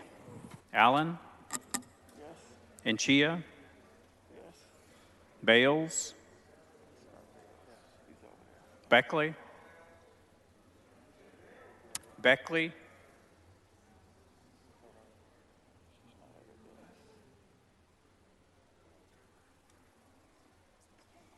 Is Ms. Beckley on the floor of the House? Please strike her name.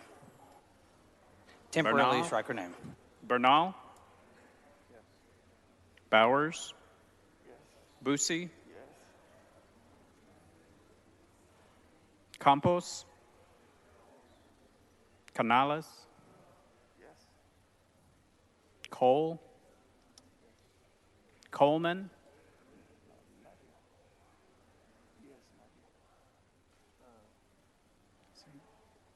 Is Mr. Coleman on the floor of the House? There he is. Okay. Collier, Cortez, Crockett, Davis of Dallas, Deshotel, Dominguez, Dutton, Fierro, Frullo, Gervin Hawkins, Gonzalez of Dallas, Gonzalez of El Paso, Goodwin, Guerra,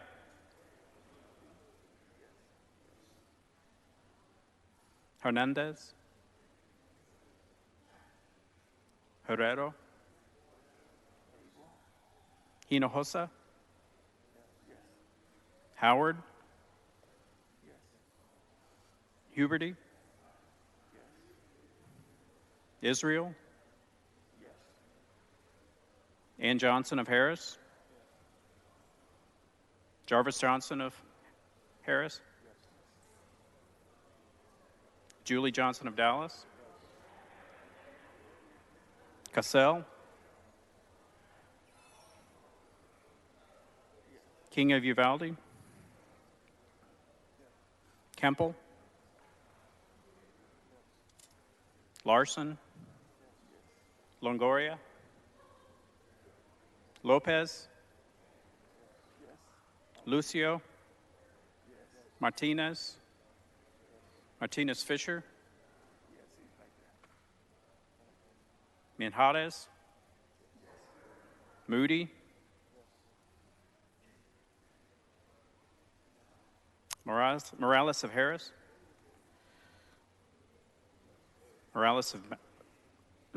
Morales Shaw? Yep. Munoz? Niave? Ordaz Perez? Ortega? Perez? Price? Ramos? Reynolds? Rodriguez? Romero? Rose? Rosenthal? Sherman?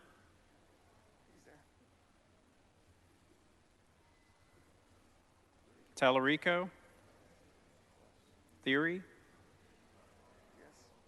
Thompson of Harris? Turner of Tarrant? Turner of Dallas? Vo? Wally? Wu? Sweener?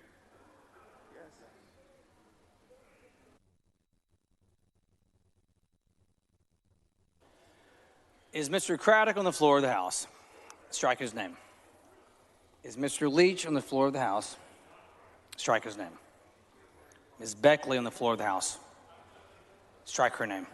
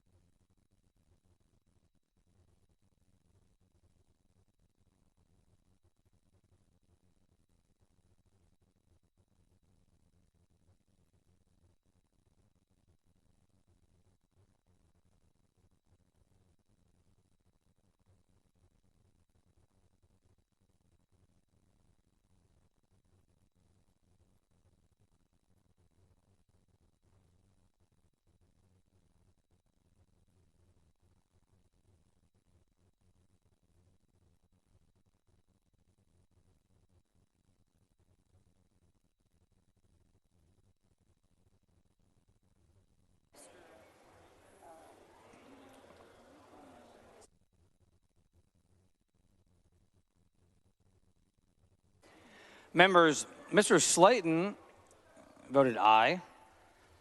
His machine malfunctioned. Please show him voting nay.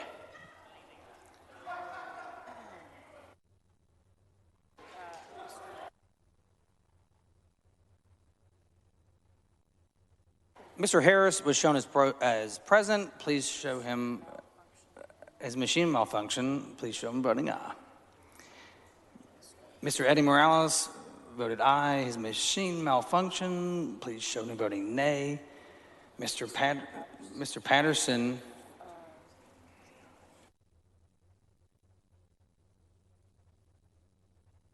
Mr. Patterson was present. His vote was not registered.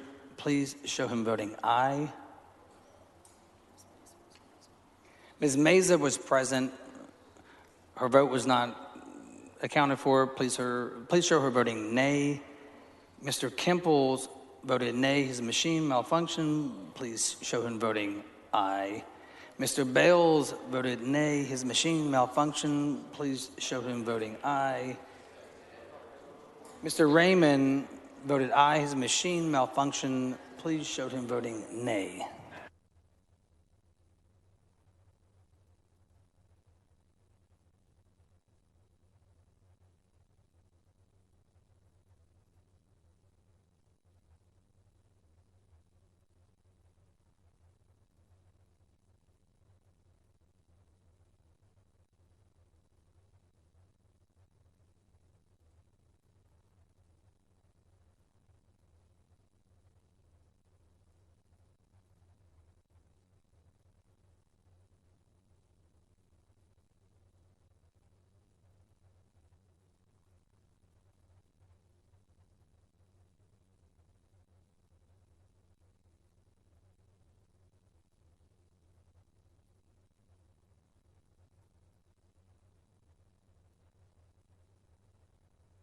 Members, the verification shows 72 ayes, 70 nays. The amendment is adopted.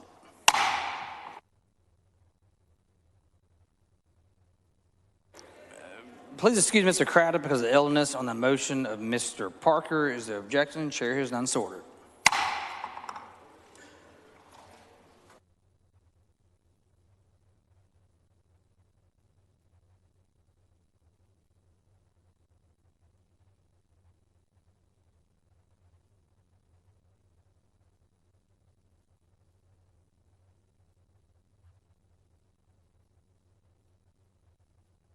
Is Mr. Jatan on the floor of the House?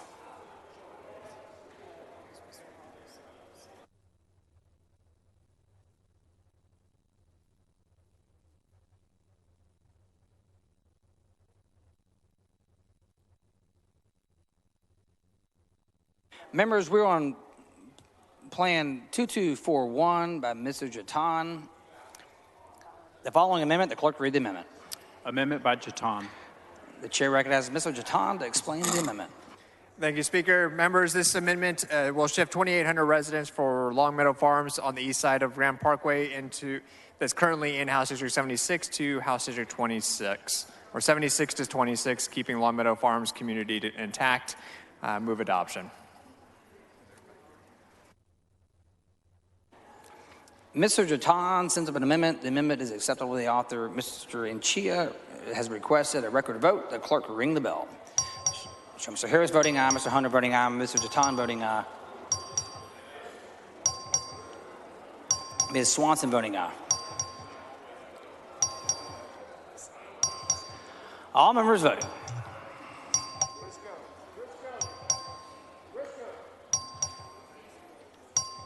All members voting. There being 79 ayes and 63 nays, the amendment is adopted.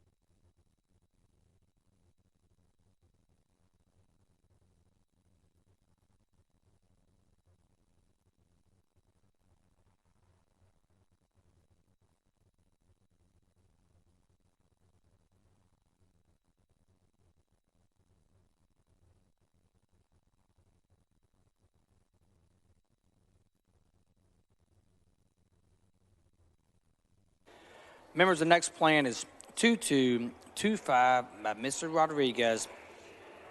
The following amendment, the clerk will read the amendment.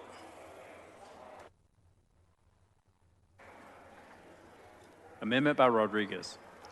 The chair recognizes Mr. Rodriguez to explain the amendment. Thank you, Mr. Speaker. Members, the intent of this amendment is to keep historically connected Travis County neighborhoods together in my district and to increase the Hispanic voting age population percentage in my district to above 50%. In order to accomplish this, the amendment swaps several precinct blocks and groups between my district and District 46, 48, and 49. This amendment has been negotiated and agreed to by the members of the Travis County delegation. Members, there is an amendment to the amendment. The following amendment, the clerk will read the amendment. Amendment to the amendment by Rodriguez. The chair recognizes Mr. Rodriguez to explain the amendment to the amendment. Thank you, Mr. Speaker.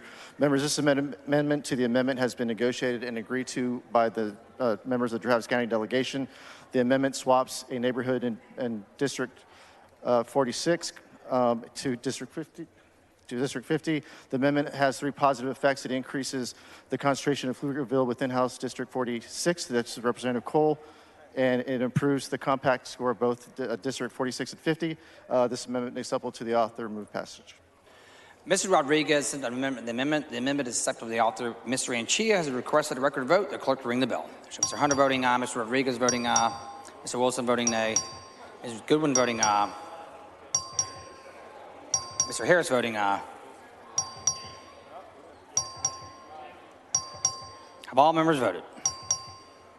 There have been 139 ayes and 3 nays. The amendment as amendment is adopted.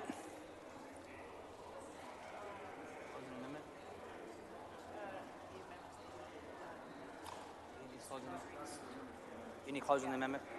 The chair recognizes Mr. Rodriguez as closing the amendment as amended.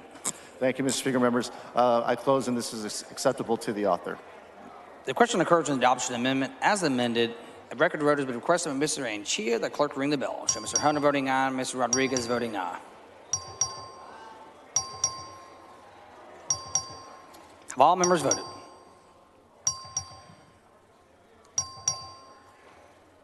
There being 141 ayes and 1 nay, the amendment as amended is adopted.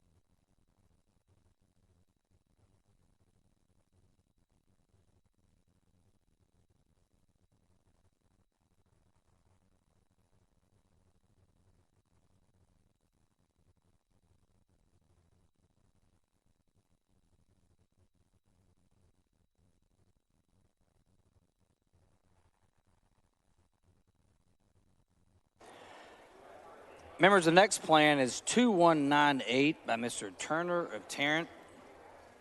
Following amendment, the clerk read the amendment. Amendment by Turner of Tarrant. The chair recognizes Mr. Turner of Tarrant to explain the amendment.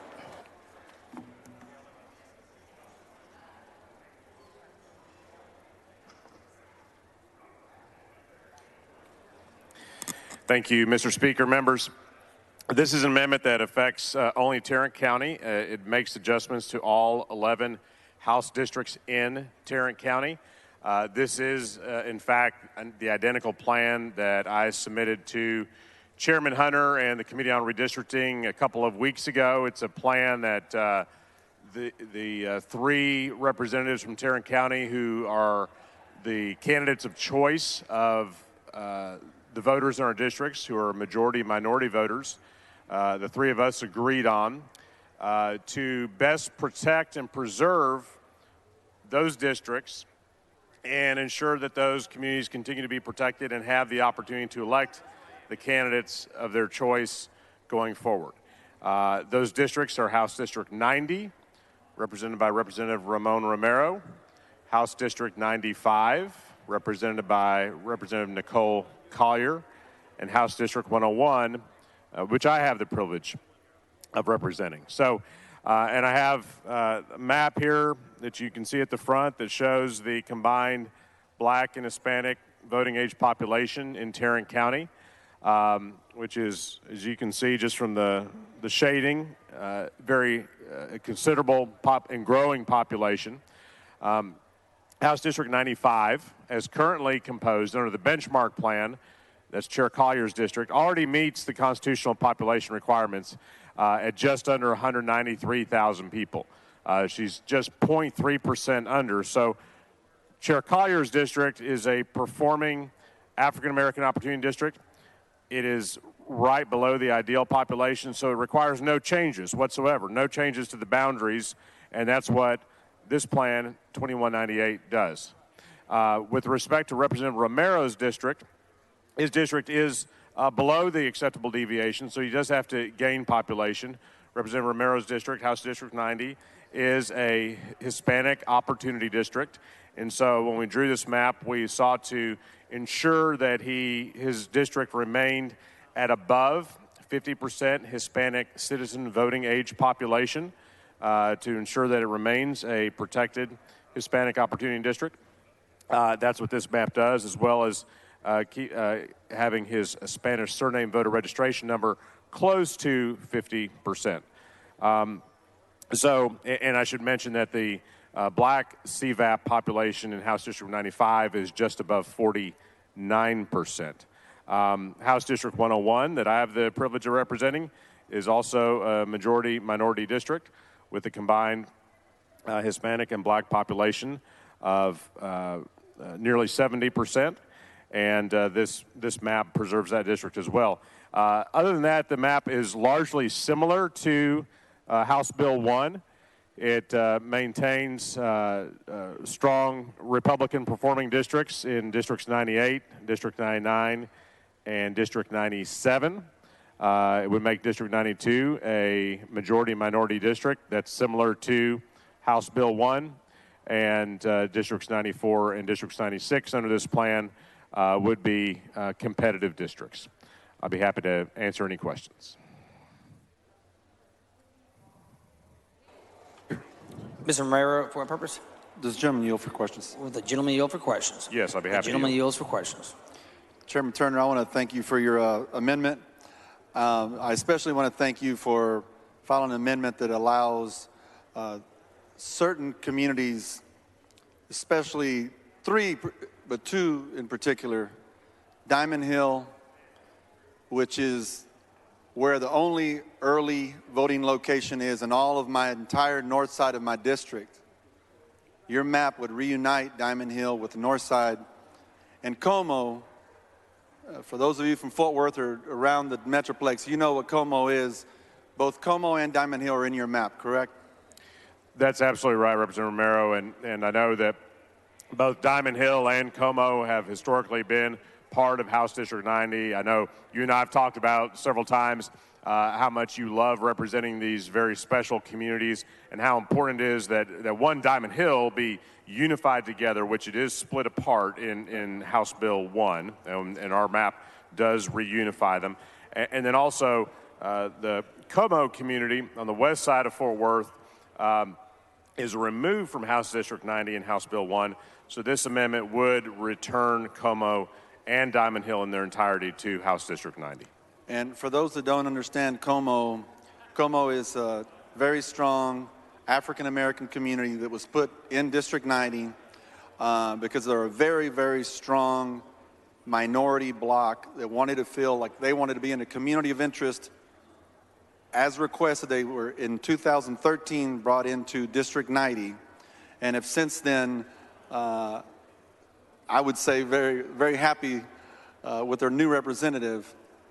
And now, Representative Turner, I've gotten tons of calls concerned that Como would no longer be represented by a community of interest. I'm not sure if your office has received those calls because I did direct some of those to your office. It was also a part of the only Supreme Court decision in relation to District 90. Can you speak to how this map brings those areas back into District 90? Well, absolutely, Representative. So, first with respect to Como, and Como is an amazing community. And years ago, I had the privilege of doing a little work in Como when I worked for former State Senator Mike Moncrief. And at that time, Viola Pitts was still with us, and she was the president of Como, the king, queen, and president combined of Como. And the point of that is to say Como has always had a very strong community leadership. It did then, it continues today. People like Estrus Tucker and others who I know you work closely with on a regular basis in representing the Como community. And I have heard from them. I think a lot of us have. That it is very important to people in Como that they continue to be represented by someone who is, responsive to their needs, who shares their issue priorities, whether that's on education, jobs, healthcare, any number of other important issues, and that they be unified in a district where they have the opportunity to elect a candidate of their choice. And I think House District 90 is a great demonstration of where folks in Como, folks on the north side, Diamond Hill, their south side, unified to elect candidates of their choice in the general election, and obviously also in the Democratic primary, as you're evidence of. Chairman Turner, we've also talked a lot about regression today, and you guys have heard this term all day long. My district currently has over 70% Latino, and in HB 1, it takes it almost to 60. That's right. And the Supreme Court ruled and forced our state to change that district back because of an intentional racial gerrymander. It was the only district where there was the Supreme Court ruling. Do you believe that your map protects this Latino Opportunity District? I absolutely believe it does, and that was one of the main purposes, one of the main goals we had when we set out to draw this countywide map is to, as I said in the layout, to make sure that we preserve House District 90, House District 95, House District 101 as performing minority opportunity districts. And it is not, as our map demonstrates, and this is the shading map over here, the actual map of the amendment is over here to my right, but it is not that hard to do. Even though House District 90 was below the ideal population, it had to add population. We were able to do that by picking up some areas in Sansom Park, from Representative Guerin's district, which are heavily Latino, and then some other neighborhoods around House District 90, and we were able to get there. So there's no reason, as you say, there's no reason for House District 90 to retrogress under House Bill 1, because it's very possible to maintain this district as a strong performing Hispanic opportunity district. And you mentioned the total Hispanic voting age population, which is an important figure. I'd also again reiterate the Hispanic CVAP population, the citizen voting age population in House Bill 1 falls below 50% in House District 90. This amendment would bring the CVAP in House District 90 back up to around 54%. In addition, the Spanish surname voter registration in House Bill 1 for House District 90 would drop to around 39 or 40%. This amendment gets it back up to a little over 47%. Gentleman's time's expired. Mr. Speaker, could you Mr. extend Romero, for just for one purpose? more question? I won't take 10 minutes. Is there objection to extension of time? Chair hears none, so ordered. And last question, Chairman Turner, I just want to point out that your map, for those that are looking at it, would demonstrate that even with the need to add 30,000 voters, the population was close to the center of District 90 as it is today without having to go too far away. And certainly, and I want to thank, and we'll hear some future amendments, certainly not having to take out Diamond Hill, take out Como. Your map demonstrates that, shows that by the shading. Absolutely does. It is very possible to maintain those very important communities of interest within House District 90. That's what this amendment does. Thank you, Chairman. Thank you. Ms. Collier, for what purpose? Mr. Speaker, will the gentleman yield for question? Will the gentleman yield for questions? Of course. Gentleman yields. Thank you, Mr. Speaker. Chair Turner, thank you so much for this amendment. Does the Plan 2198 comply with the provisions under the Voting Rights Act? Yes, Chair Collier, I believe it does. The Voting Rights Act says that we need to identify and then preserve and maintain districts where minority voters have the opportunity to select the candidates of their choice. And so in this amendment, we've identified those districts as House District 90, House District 95, and Districts 101, and then drawing a new opportunity district in House District 92. And so does your Plan 2198 preserve the communities of interest, such as Diamond Hills that Representative Romero talked about, Como, the Bentley Village, Water Chase communities in House District 95, and the Hallmark Camelot in House District 95? Yes, Chair Collier, I believe it does. As Representative Romero and I talked about it, I think it does a good job of restoring and protecting Diamond Hill, Como, and some other communities in House District 90. With respect to House District 95, House District 95, as you know, was very close to the ideal population, just 0.3% under, so you're just under 193,000 people. So there's zero reason for your district to change at all, and that's what this map does. It recognizes that House District 95, one, is a performing African American opportunity district that must be protected. Two, contains numerous very important communities of interest in Fort Worth, and Forest Hill, Everman, and surrounding communities, and it preserves those communities exactly as they are today. And we thought it was important to do that. Well, thank you. I think you have a wonderful amendment. Appreciate you bringing it. Thank you very much, Chair Collier. Ms. Crockett. For what Mr. purpose? Speaker, does the gentleman yield for a few questions? Does the gentleman yield for questions? Of course. The gentleman yields. Chairman Turner, I think it's interesting that you did bring an amendment on behalf of Tarrant County. While we've been talking about race today, because that is the measure for determining whether or not we have a violation as it relates to the Voting Rights Act, I just want to point out kind of the basics of what's been laid out today. The point of us doing this census is to make sure that each person is one person, one vote. And so when we look at Tarrant County, I find it interesting that in the election for president, Joe Biden, who was the Democrat, won. Is that correct? That is correct. When we look at Tarrant County and we look at the 2018 election, we see that Beto O'Rourke won 2018 in Tarrant County, correct? He did. So did the candidate for Attorney General, Justin Nelson. And so when we think about who won, and when we look at an amendment such as this trying to make sure that we're not diluting minority voices, I just want to be clear on the record. As it stands right now, how many Democrats are in Tarrant County? Currently, there are 3 Democratic state representatives from Tarrant County. Out of how many total seats? 11. So 3 out of 11, we know that that doesn't sound like it's anywhere near 50%, correct? No, it's not. And this came up in the redistricting committee last week. There was a witness suggesting that another county needed to have more proportional representation to benefit Republican legislators. I asked if turnabout was fair play, then should a county like Tarrant County also have proportional representation, which would probably be 5-5-1 or a 6-5 split. And so, no, the current map is not representative certainly not on a partisan basis. But to be clear, this amendment is about protecting voters of color, which Tarrant County is very important to note for the record. I don't think I've said this, is a majority minority county. That's what I wanted to get to next. All of our population growth in Tarrant County is attributable to voters of color. In fact, we have lost Anglo population in Tarrant County in the last decade.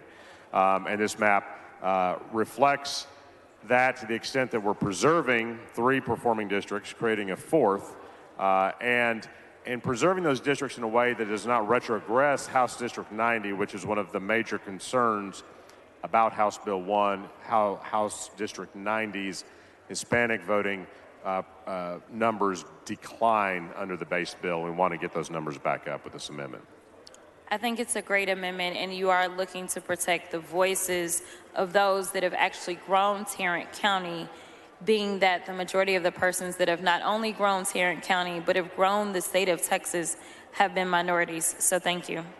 So thank you, Representative Collier. And I'll just say we've talked a lot about House District 90 and 95, which is a very important part of this amendment. I'll just also briefly touch on House District 101, the district I represent, majority minority district with a very diverse population, very sizable Black, Hispanic population, and a growing Asian American population. And this amendment preserves that district in a way in which that coalition district continues to perform. So with that, I move adoption.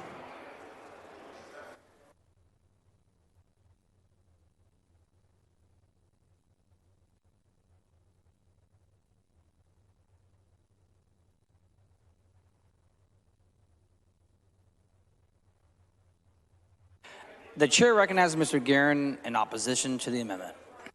Thank you, Mr. Speaker and members. I have an amendment later that fixed the Diamond Hill problem for Mr. Romero. I mean, it's just the amendment that is before us does not need to happen. We've got a good map in Tarrant County. Honestly, I've served in this House and represented Como. My brother represented Como when he was in Congress. My barbecue store was in Como. That's not an issue. The issue is we're going to fix the Diamond Hill, and I just think this is not a good amendment for Tarrant County. And Ramon, he's in the right place, but the wrong amendment. Thank you. And that's true.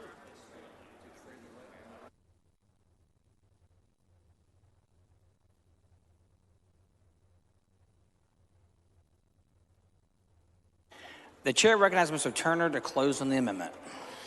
Thank you, Mr. Speaker. Members, and I'm glad to hear Chairman Guerin has an amendment to address Diamond Hill, but I'll just submit to you we can address Diamond Hill in this amendment. We can address Como in this amendment. We can address Chair Collier's district, which has changes in House Bill 1 that are simply unnecessary, and this amendment preserves her district as it is. And I would say, again, this is a map that the three of us submitted to the redistricting committee a couple of weeks ago, and have made every effort to visit with all of our Tarrant County colleagues about it over the last couple of weeks. So I would ask the body's favorable consideration of this amendment, which the most important thing to know about it is it preserves 3 minority opportunity districts and does not retrogress any of them, and does not retrogress House District 90, which again in House Bill 1 drops below 50% Hispanic CVAP, and that is a serious concern that this amendment would correct. I ask that you vote yes on this amendment. The question occurs on the adoption of the amendment. This is a record of vote requested by Mr. Anchia. The clerk ring the bell. Mr. Turner of Tarrant voting aye. Mr. Wilson voting nay. Mr. Hunter voting nay. Mr. Romero voting aye. Mr. Kaysen voting nay. Mr. Tinderholt voting nay. Ms. Swanson voting nay. Mr. Harrison voting nay. Have all members voted?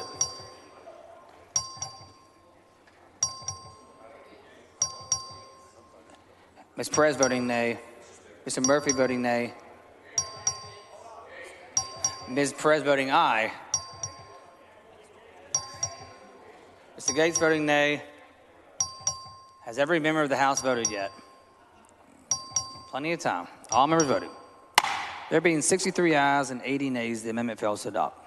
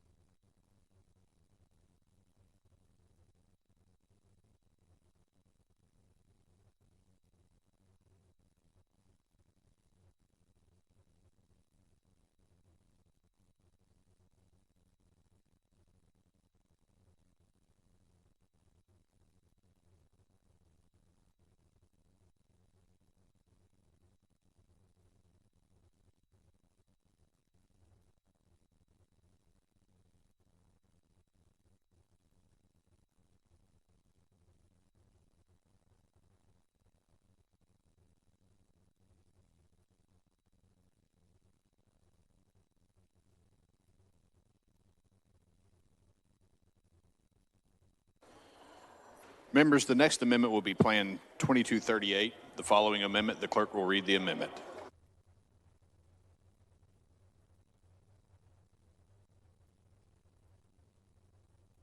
Amendment by Tinderholt. The chair recognizes Mr. Tinderholt to explain the amendment. Thank you, Mr. Speaker. Members, this amendment impacts House Districts 92 and 94 solely. It essentially moves the entertainment district into my district. The VTD that encompasses the vast majority of the entertainment district brings it into mine, and I believe it's acceptable to the author. The following amendment to the amendment, the clerk will read the amendment.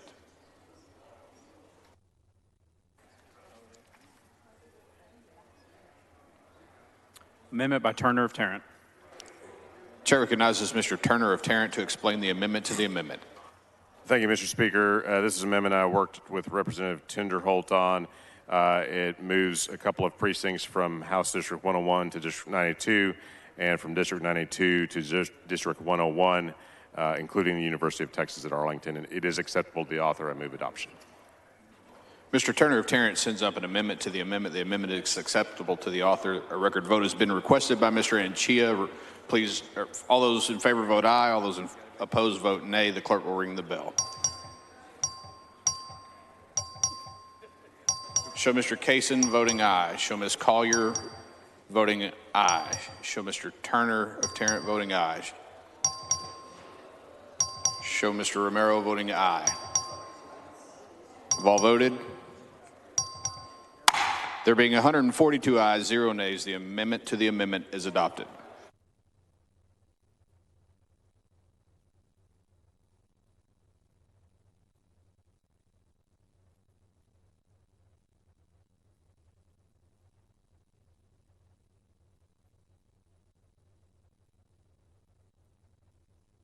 The chair recognizes Mr. Tinderholt to close on the amendment. I respectfully move passage as amended. Mr. Tinderholt sends up an amendment. The amendment is acceptable to the author. A record vote has been requested by Mr. Anchia. All those in favor vote aye. All those opposed vote nay. The clerk will ring the bell. Show Mr. Turner of Tarrant voting aye. Show Mr. Hunter voting aye. Show Mr. Kaysen voting aye. Show Ms. Collier voting aye. Show Mr. Huberty voting aye. Have all voted? There being 142 ayes, 0 nays, the amendment is adopted.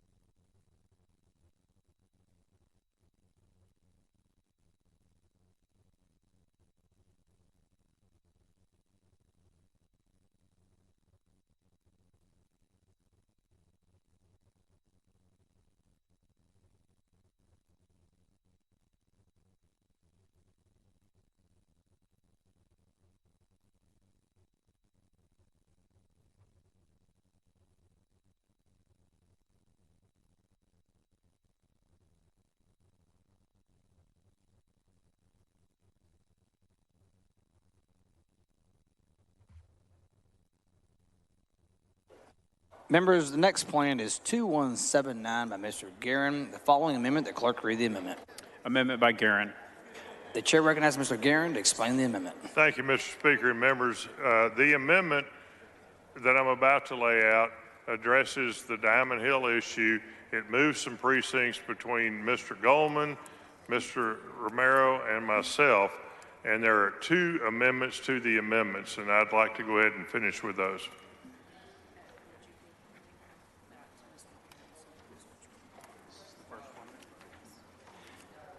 The following amendment, the clerk read the amendment to the amendment.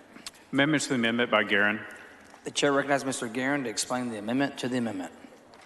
Thank you, Mr. Speaker and members. This moves I think it's 80 or 90 voters from the district that Ms. Click represents now, and into Ms. Click's district from the Krause district, and it's acceptable to me.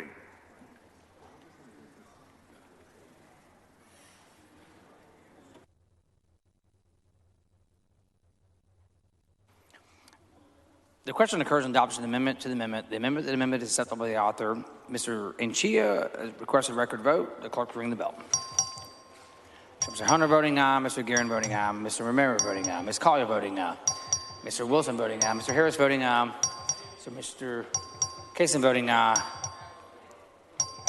Have all members voted?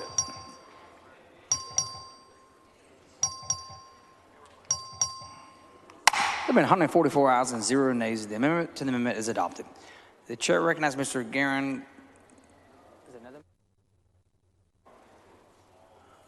Members, there's another amendment to the amendment. The clerk will read the amendment to the amendment.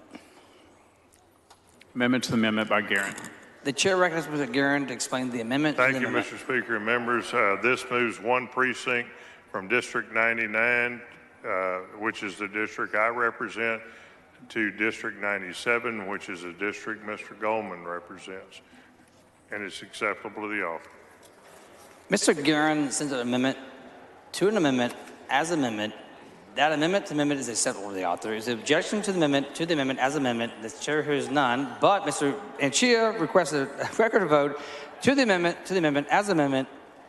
The clerk will ring the bell. Show Mr. Moody voting aye, Ms. Collier voting aye, Mr. Romero voting aye, Mr. Harris voting aye. Show Mr. Guerin voting aye. Show Mr. Kaysen voting aye.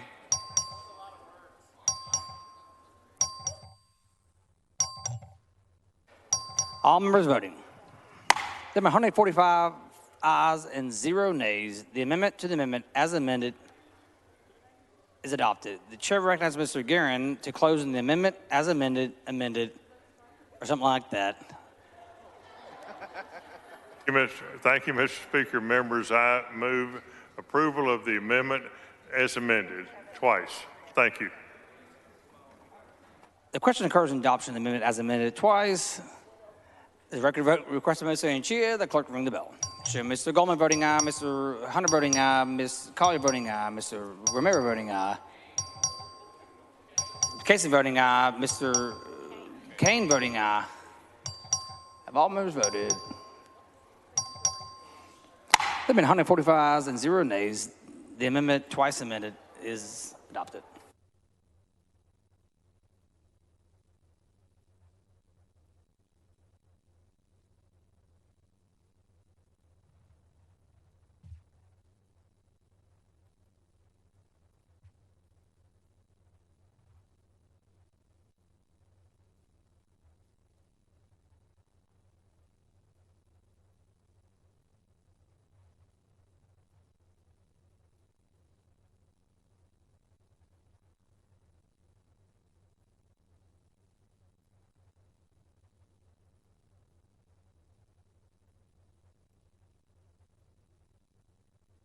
Members, the next plan is 2193 by Mr. Kaysen. The following amendment, the clerk will read the amendment. Amendment by Kaysen. The chair recognizes Mr. Kaysen to explain the amendment. Thank you, Mr. Speaker. Members, this is a very simple amendment.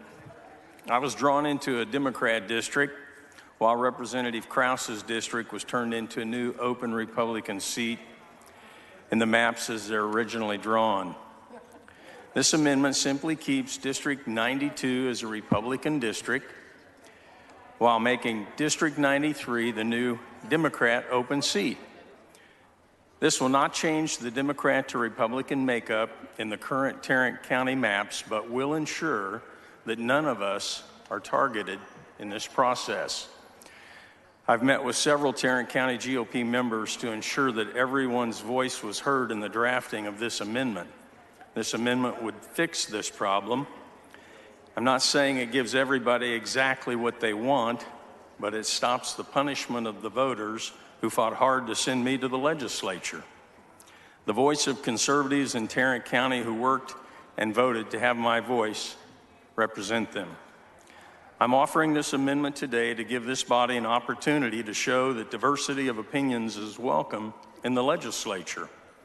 As I've had discussions with many of you, I'm hopeful that this message will be sent today. As these maps are currently, the message sent is that independent conservative voices will be silenced whenever possible.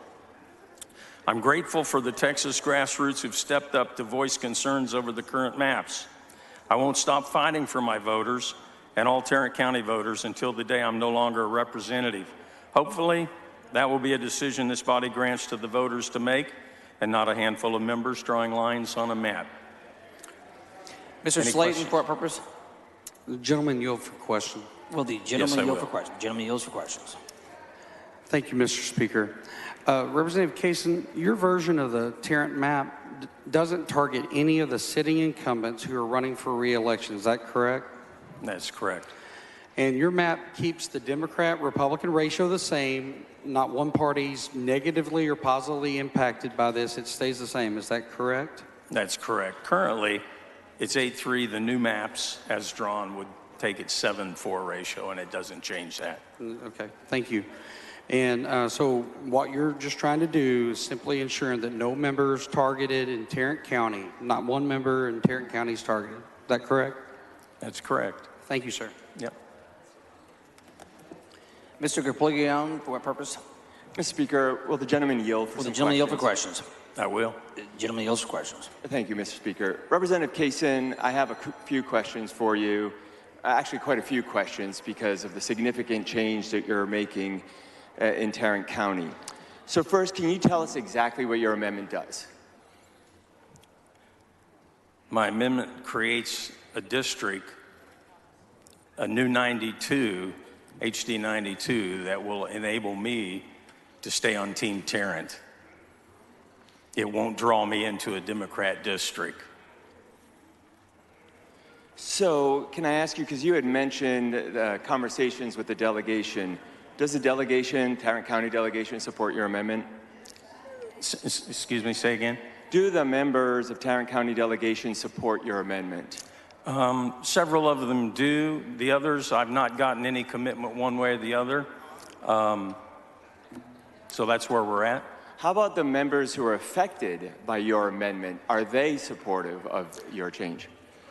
Well, Representative Capriglione, you know as well as I do that you and I and two other members met last week to discuss this, and you voiced a disagreement, although you would end up out of the Tarrant delegation having the highest percentages at 63.4%.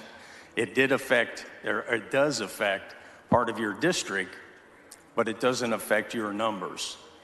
Well, I mean, I think Representative Kaysen, like a lot of members here, I don't really focus on the numbers as much as I focus about the people in my district and the communities that they represent. So when I did have that conversation with you that you brought up, I had asked you, when you showed me this map that cuts through my district, you said that you were unaware which cities the map you drew went through.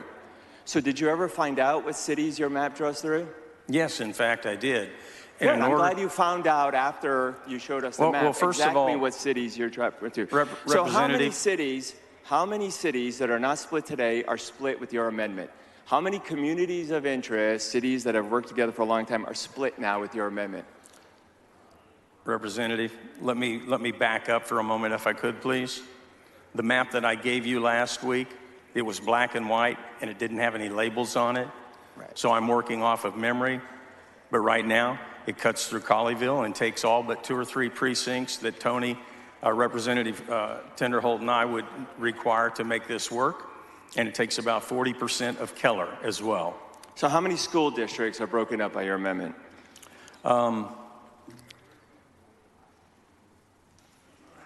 I can't recall now. You don't know? Okay, so just to be clear, you have no idea right now how many school districts your amendment breaks up.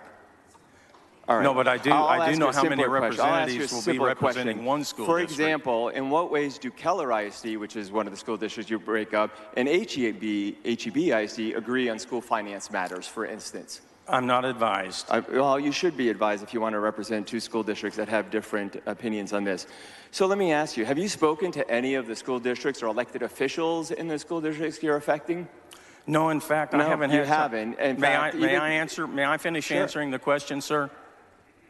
I haven't had time because this process moved along at a pace at such. Last Thursday, I was called to Chairman Hunter's office and advised of what was going to happen.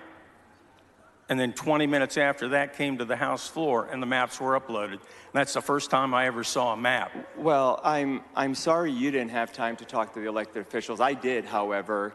They spoke to me, and they're not in favor of splitting up their communities of interest. So let me ask you, how does your amendment affect the maintenance of those communities of interest? I'm not advised. How does your amendment help in the compactness of HD 98? Say that again? How does your amendment help in the compactness of HD 98? Well, you can see HD 98 up there right there. Okay. How does your amendment affect minority populations? I'm not advised. Okay.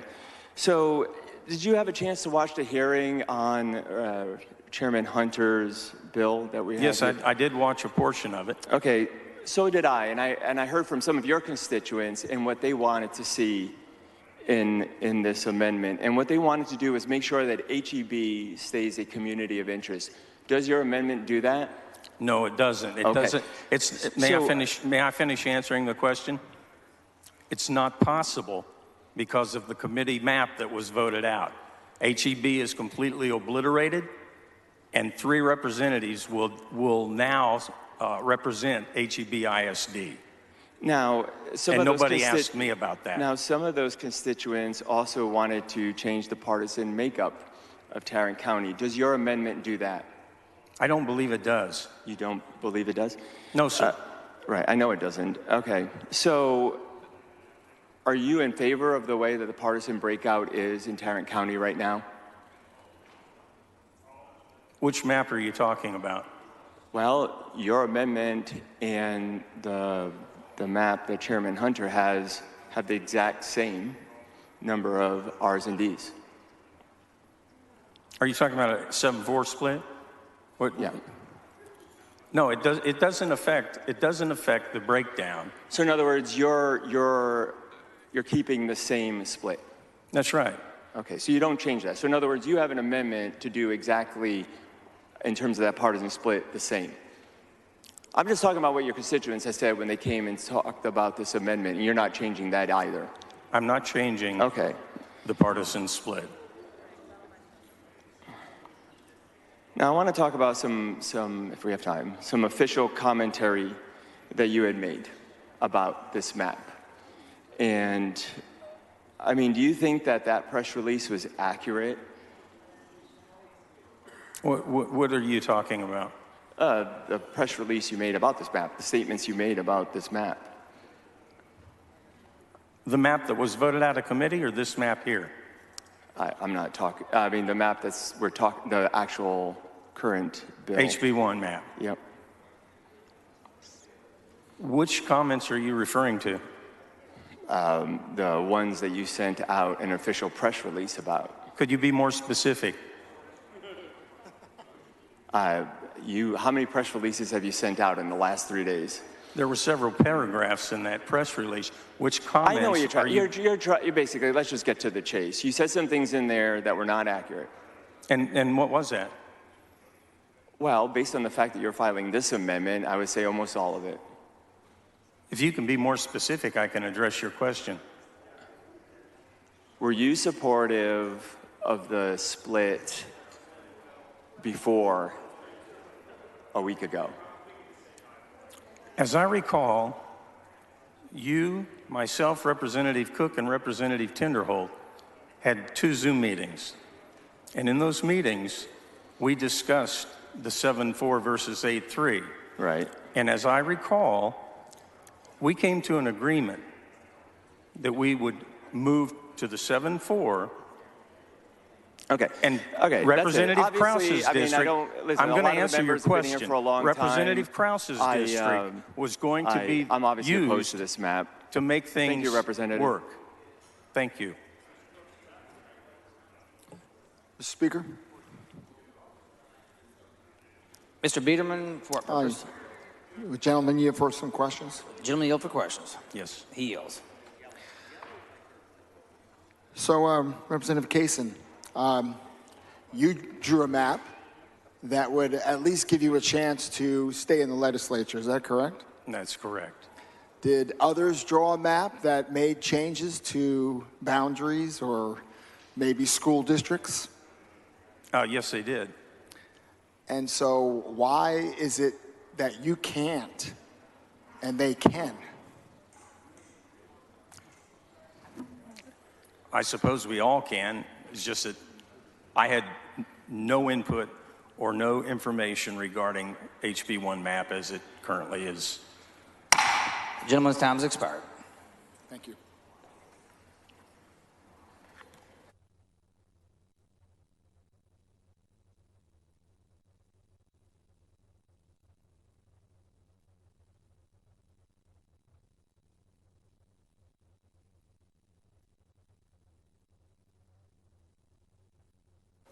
The chair recognizes Mr. Cabriglione in opposition to the amendment. Thank you, Mr. Speaker. Members, here's the reality: is a lot of us want to make sure that we represent communities of interest, and I think we do that every day that we come here, every month. It seems almost like a year that we've been here. That's why we do this, for our communities, to make sure that we stand with them, that we support them, and that we fight them. And quite frankly, this amendment splits through at least 2 of these delegation's members. The delegation is not in favor with this, so I would ask you kindly to your support to oppose this amendment.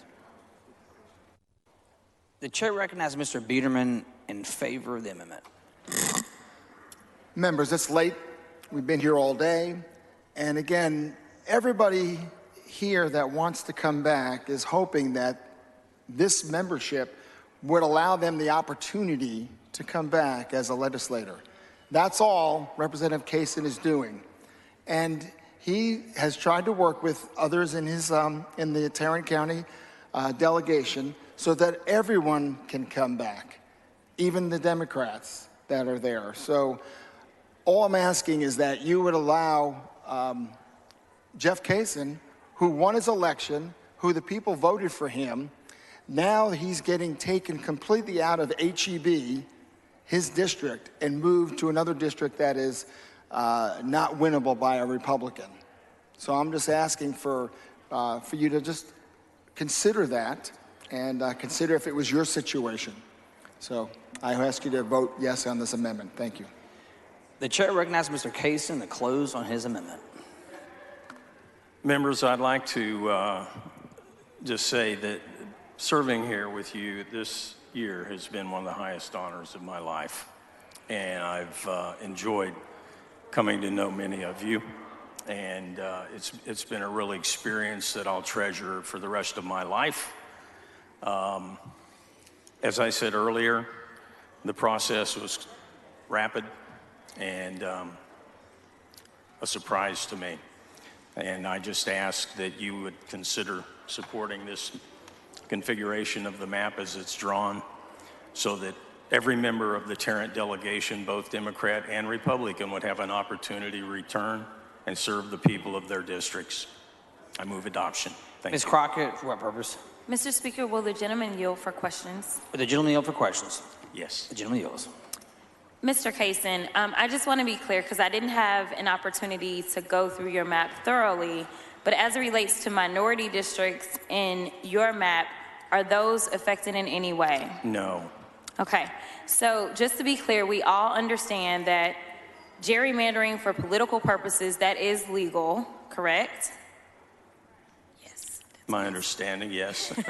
All right, and so your map doesn't look to change the proposed makeup of Tarrant County whatsoever, correct? It's correct. And so the divide is going to be the same, correct? Correct. And the only thing that you're actually trying to do is make sure that a vacant seat, a seat that's already going to be vacated, is going to be an opportunity seat, say, for a Democrat to win. Is that correct? That is correct. Now, some of the exchange that you had was kind of curious to me, and I rather enjoyed it, because there was a conversation about breaking up communities of common interest. And from my observation, you've been here all day, is that right? I think so. And so they talked about that, or there was an exchange with various members about breaking up, say, HEB and some other communities. But were you able to hear about other amendments that were brought up earlier today, such as ones that talked about breaking up the city of Killeen? Mm-hmm. Yes. And that wasn't a problem, correct? Correct. In fact, it seems like a lot of the issues that were brought up as it relates to breaking up, say, school districts, which I believe Representative Zwiener has an issue similar to that. We also heard lots of persons going back and forth as it relates to breaking up cities, as it relates to breaking up taxing entities, yet all of those things were okay earlier today, correct? Correct. But when it comes to you, for some reason, it seems to be problematic. Is that correct? It would seem that way. Does that sound a little inconsistent? Yeah. Thank you. Mr. Speaker, I move adoption. The question occurs on the adoption of the amendment. A record of vote has been requested. Mr. Anchia, the clerk, ring the bell. Mr. Casing voting aye. Mr. Biederman voting aye. Ms. Collier voting nay. Mr. Cabrillo voting nay.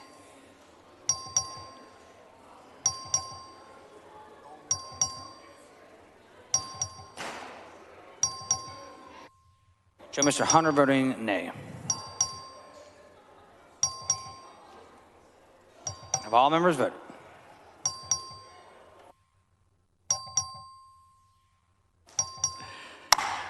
There being 17 ayes and 119 nays, the amendment fails to adopt.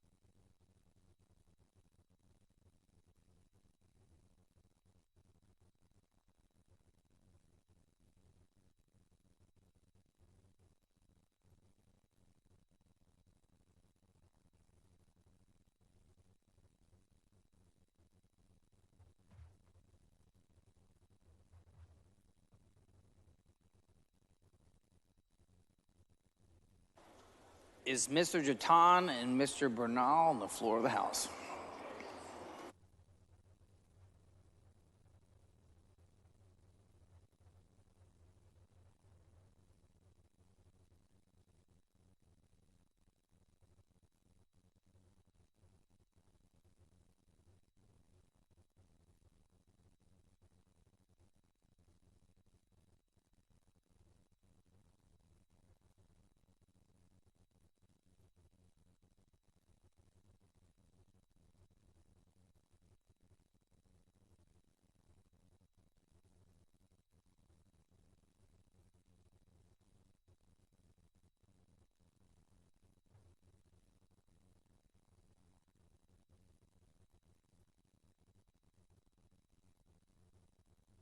Members, the next plan is 2228 by Mr. Jatan. The following amendment, the clerk read the amendment. Amendment by Jatan. The chair recognizes Mr. Jatan to explain the amendment. Thank you, Mr. Speaker. Members, this amendment impacts Bexar County. We have a couple amendments to the amendments.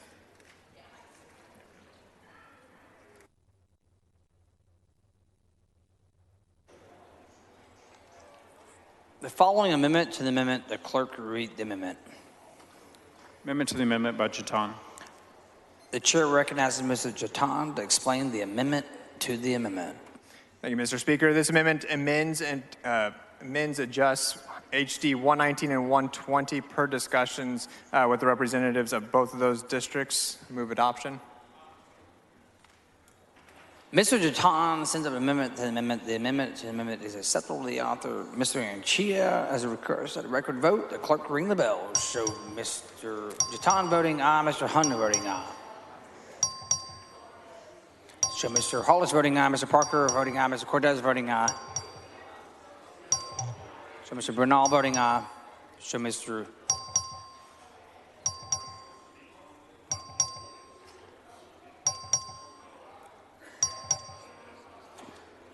Mr. Harrison voting aye.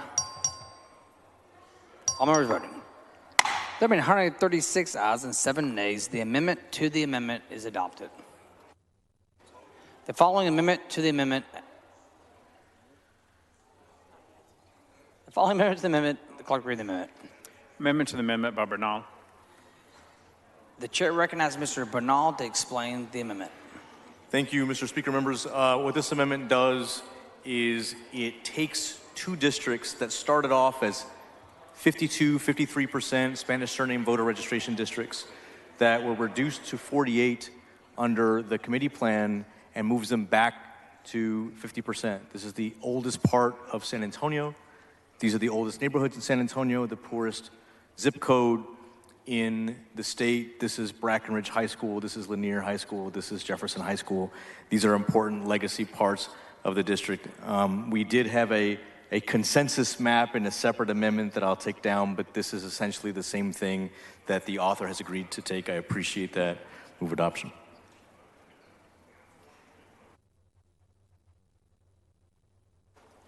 Mr. Bernal sends up an amendment to the amendment. The amendment is acceptable to the author. The objection to the adoption amendment. Actually, Mr. Anchia has requested a record vote. The clerk ring the bell. So Mr. Jatan voting aye, Mr. Hunter voting aye, Mr. Wilson voting aye, Mr. Parker voting aye, Ms. Gervin Hawkins voting aye. Have all members voted? 145 ayes and 0 nays. The amendment to the amendment is adopted.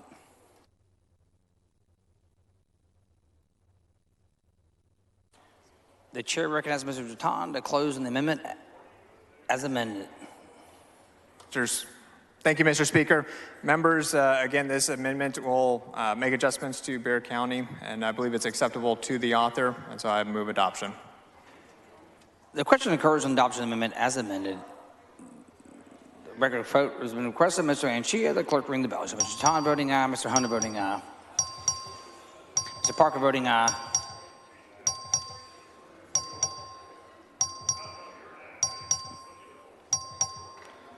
Mr. Hunter voting aye. Have all members voted? There have been 84 ayes and 58 nays. The amendment as amended is adopted.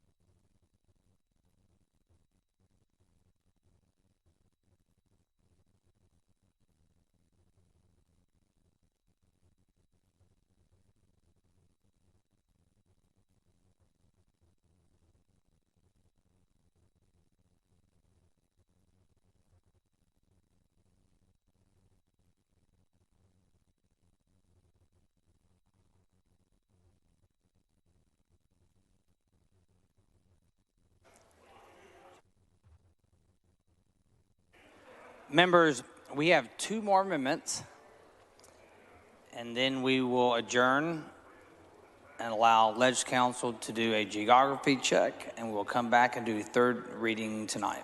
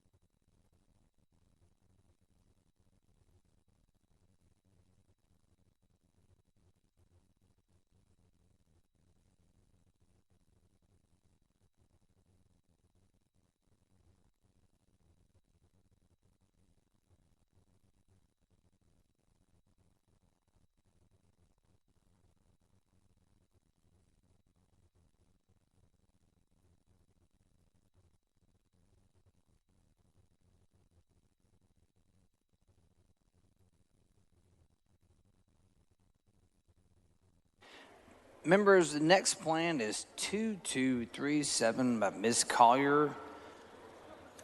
The clerk read the amendment. Amendment by Collier. The chair recognizes Ms. Collier to explain the amendment. Thank you, Mr. Speaker. Members, there is an amendment to the amendment.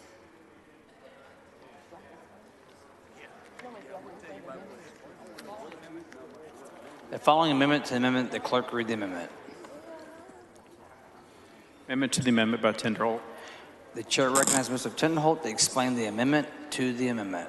Thank you, Mr. Speaker. Members, this is mutually agreed upon between her district and mine, and then it assigns some blocks that were unassigned, and I talked to both parties about that. I believe it's acceptable to the author. The question occurs in adoption of the amendment to the amendment. Mr. Anchia has requested a record vote. The clerk ring the bell. Show Mr. Tinderholt voting aye. Show Mr. Dean voting aye. Mr. Collier voting aye. Mr. Hunter voting aye. Mr. White voting aye. So Mr. Dean voting aye. Ms. Meza voting aye.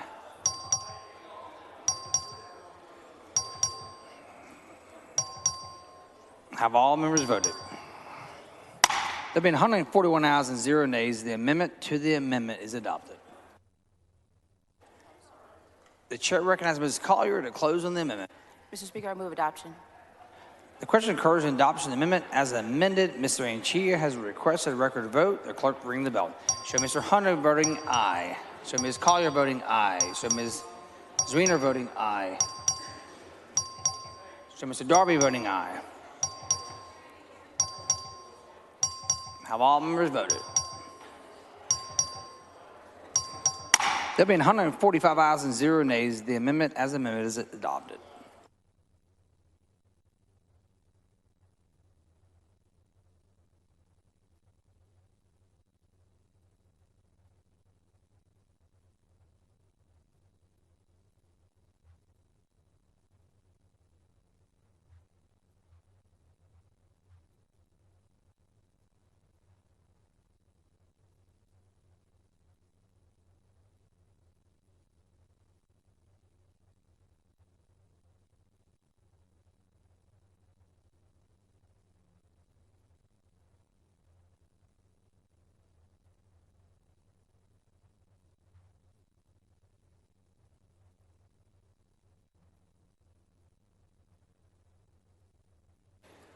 Members, the next plan is 2108 by Ms. Zwiener.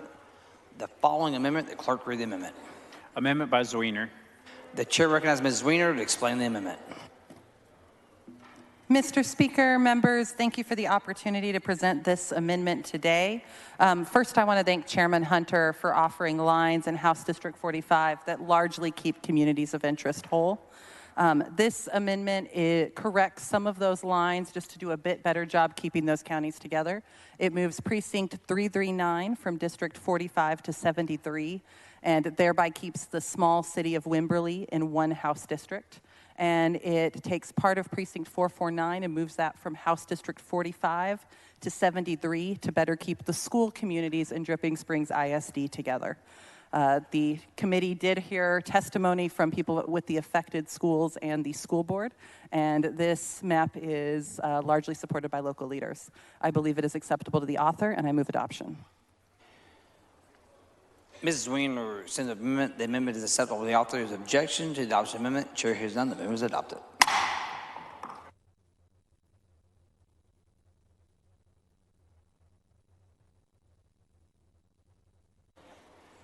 Does any member wish to speak on, for, or against House Bill 1?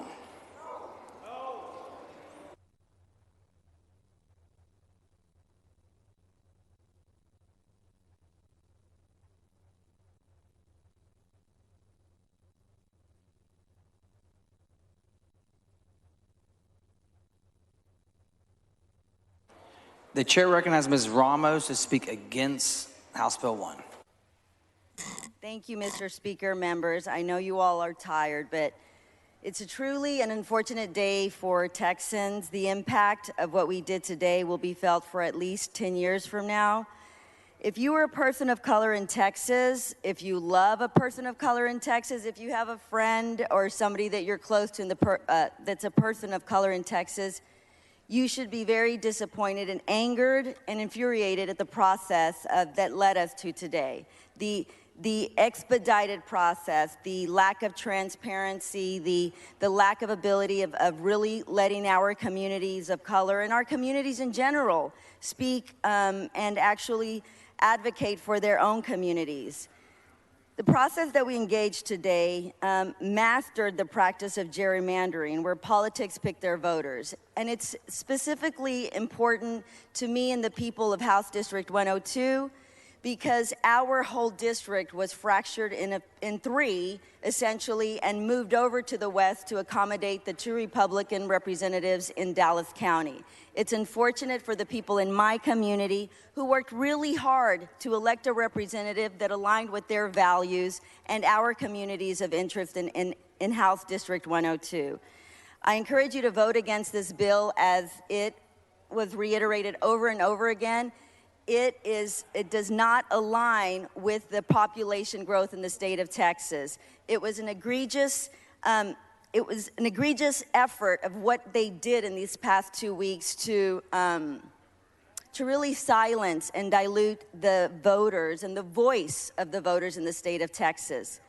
This is what we have done is politicians picking their voters because they cannot compete on policy and ideas. They are picking their voters. We're doing this all over the state of Texas, and at the same time, diluting the voice of minorities who were 95% of the growth in the state of Texas in this last census.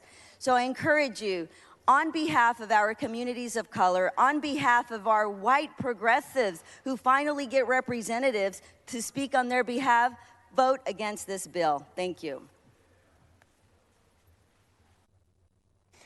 The chair recognizes Ms. Davis of Dallas to speak against HB 1.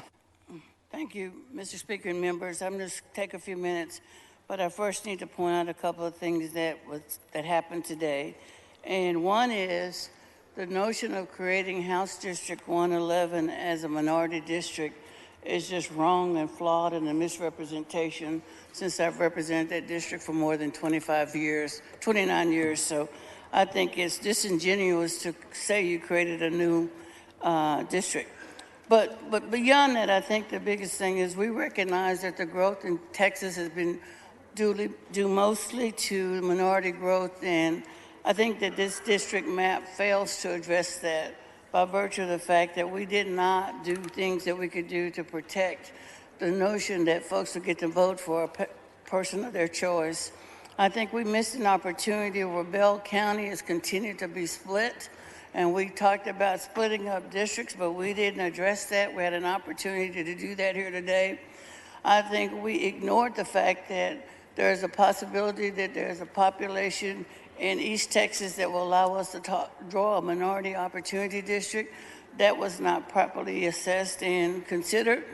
And I think lastly, what we did in Dallas as it relates to amending HB 1 that would push us into packing our districts to the tune of more than 50% African Americans to have a minority district just undermines the ability to have impact across the state of Texas.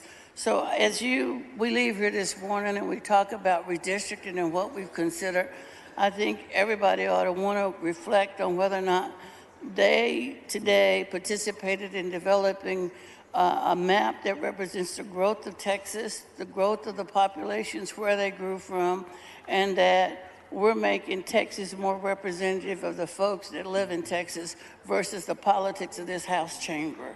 So you will have to make that assessment personally when you go home, and when you wake up and you realize you're on the wrong side, maybe you will rethink this position and think about you want to be part of the solution versus the problem. So with that, members, I would say that we missed opportunities. We missed major opportunities to show that Texas wants to make sure that we believe in representative government. And today, we did not do that. With that, members, I'd ask that you consider where you fit in history, because that's what we're talking about. Because when we move forward, this is a 10-year effort. And we know that what we're doing now is going to be in place for 10 years. And so we need to be clear This is the message that we'll be sending. And I would move the members to ask you to vote no on this bill that you created. Ms. Ordaz Perez.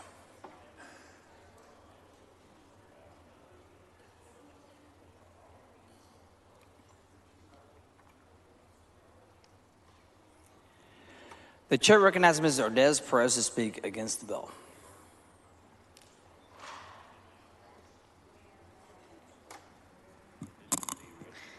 Thank you, Mr. Speaker. I rise today in opposition of this legislation as it disenfranchises the people of House District 76, a majority Hispanic district and Hispanic communities across Texas.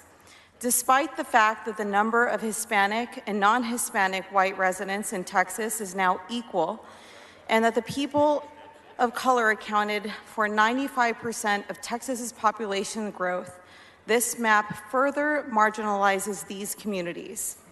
The proposed map not only dilutes minority representation in Texas, it erodes the gains of women representatives who were elected in record numbers by Texas voters in the last election cycle.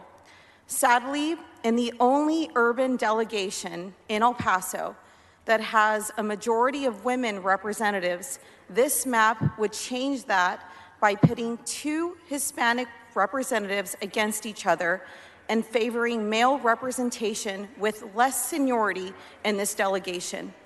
For any judges who will review these proceedings, I ask, how many more decades of minority population growth is needed before this body will actually look like the people they represent?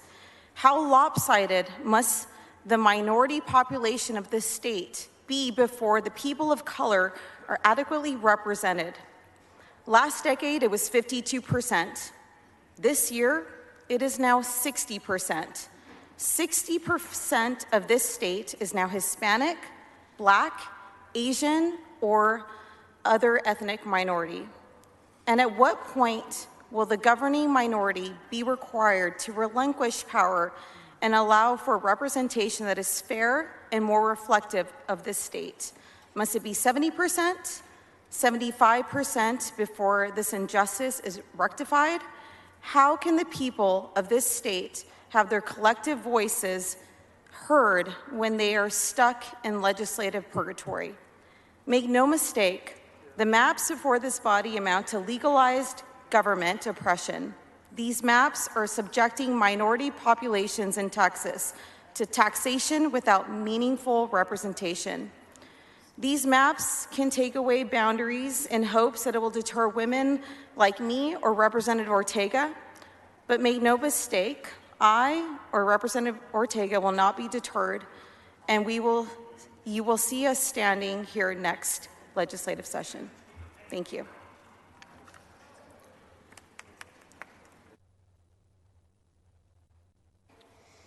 The chair recognizes Mr. Turner of Tarrant to speak against the bill.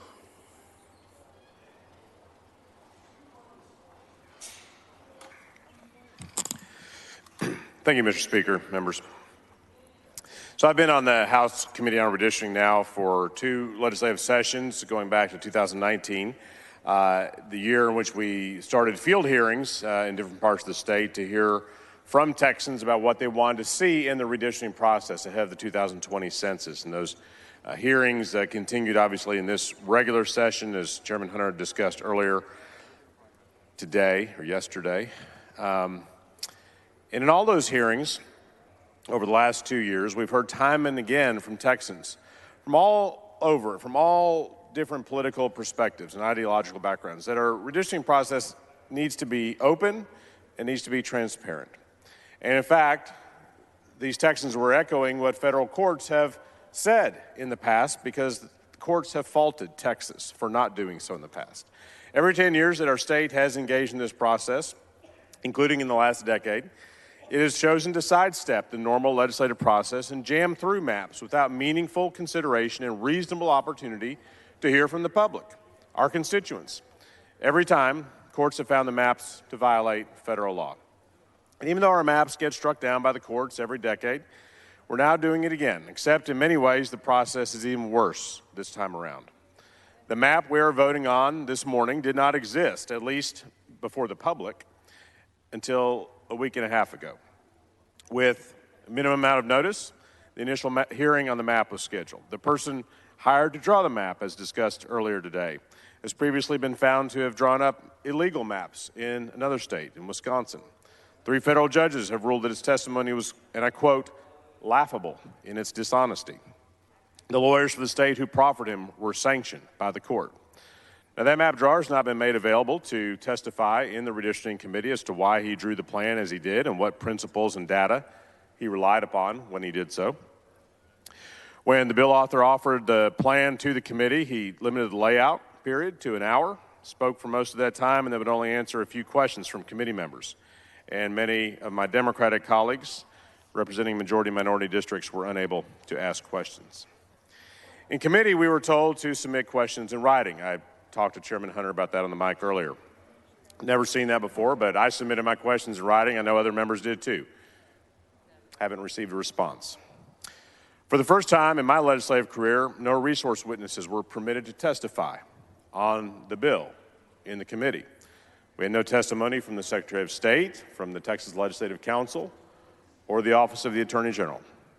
This means we have no idea if the plan proposed or the amendments made subsequently, in the opinion of key state agencies, experts in the subject matter, if the plan or the amendments comply with state or federal law. The state demographer has not been heard from on the bill. We heard from him earlier in the summer about the census data.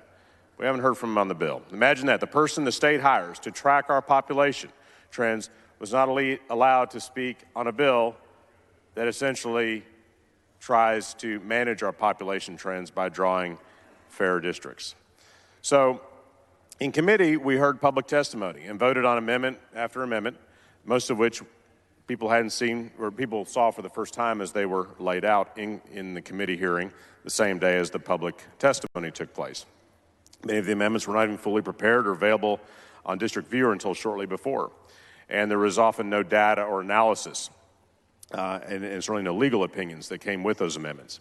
Worse still, they were adopted in the middle of the night, just as this bill is about to be voted on in the middle of the night. One after another, in committee, amendments offered by minority-preferred candidates elected to this body were rejected, while Anglo-member amendments that were offered were routinely accepted.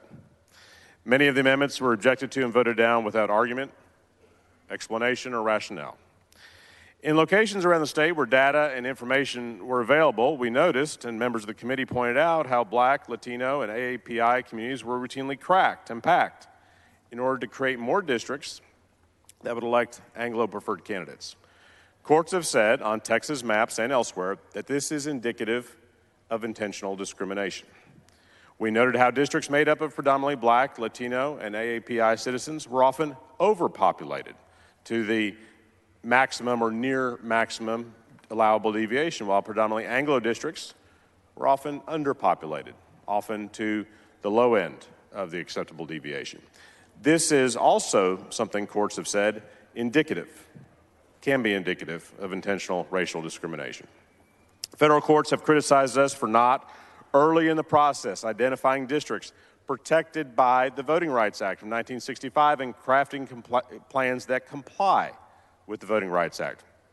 Earlier today and in the committee, I tried to amend the bill to identify and delineate those protected districts so we don't have to make this legal mistake again that we've made in the past.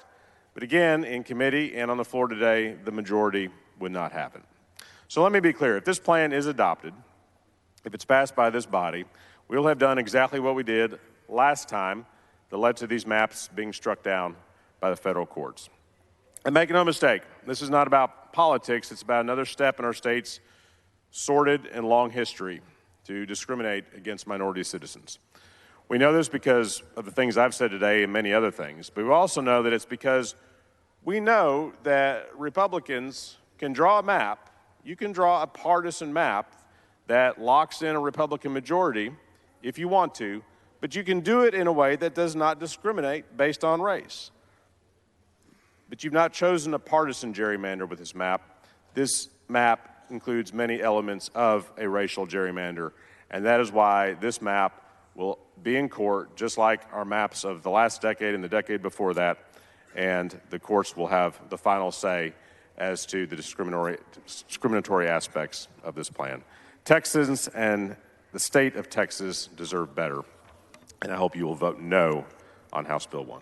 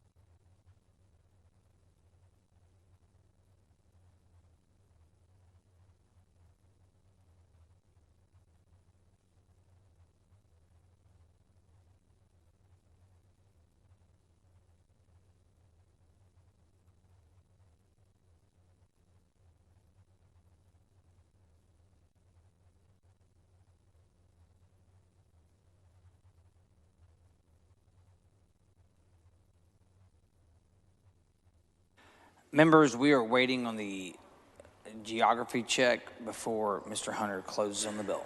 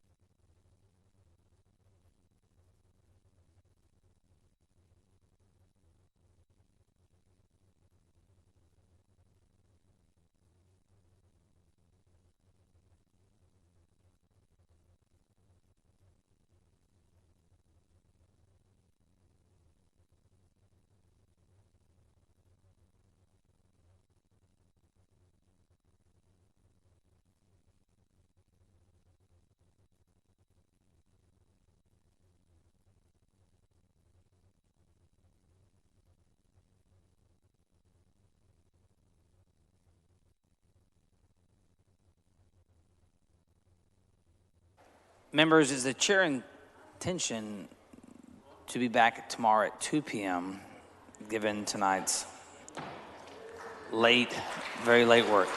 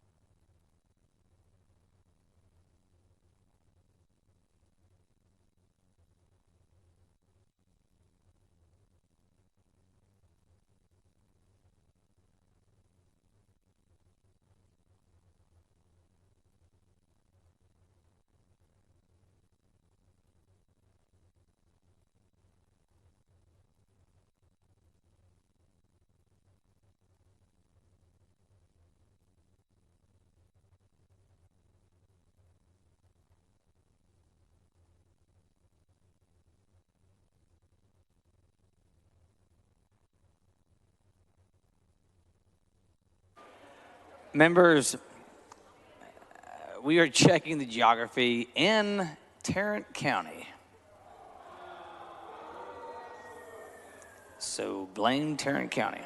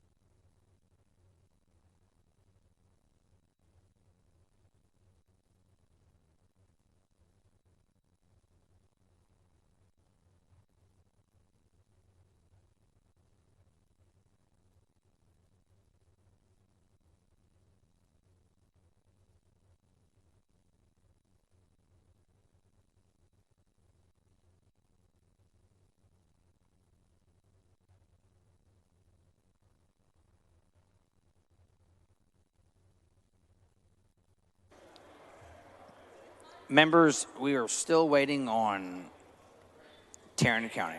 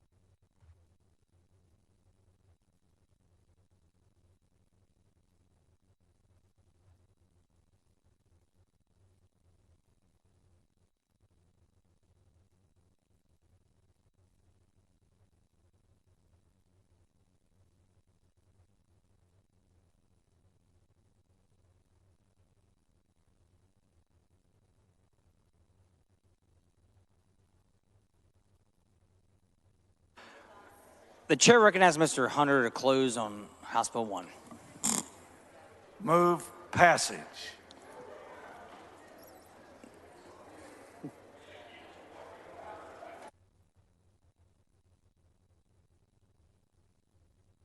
The question occurs on passing the engrossment of HB 1. This is a record vote requested by Ms. Ranchia. The clerk ring the bell. Show Mr. Hunter voting aye, Mr. Tinderhold voting aye. Show Mr. Longoria voting aye.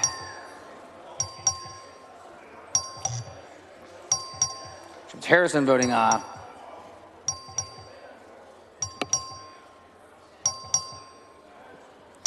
Have all members voted?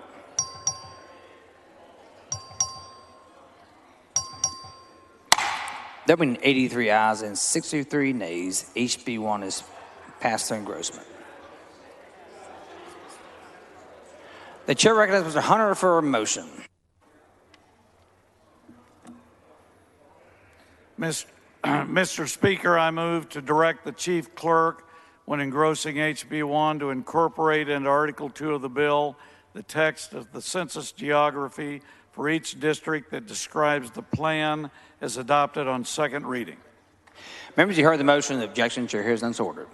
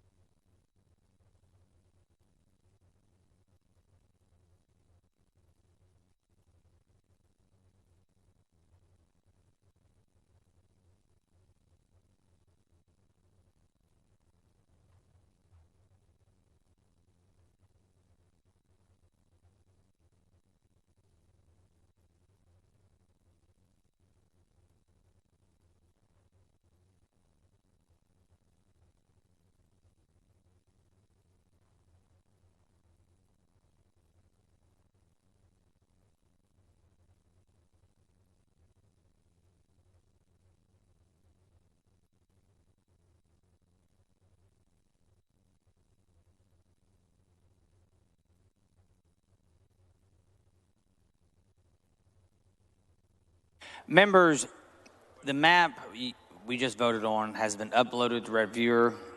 I highly advise everyone to look at them. We will adjourn for 15 minutes as you review the final maps.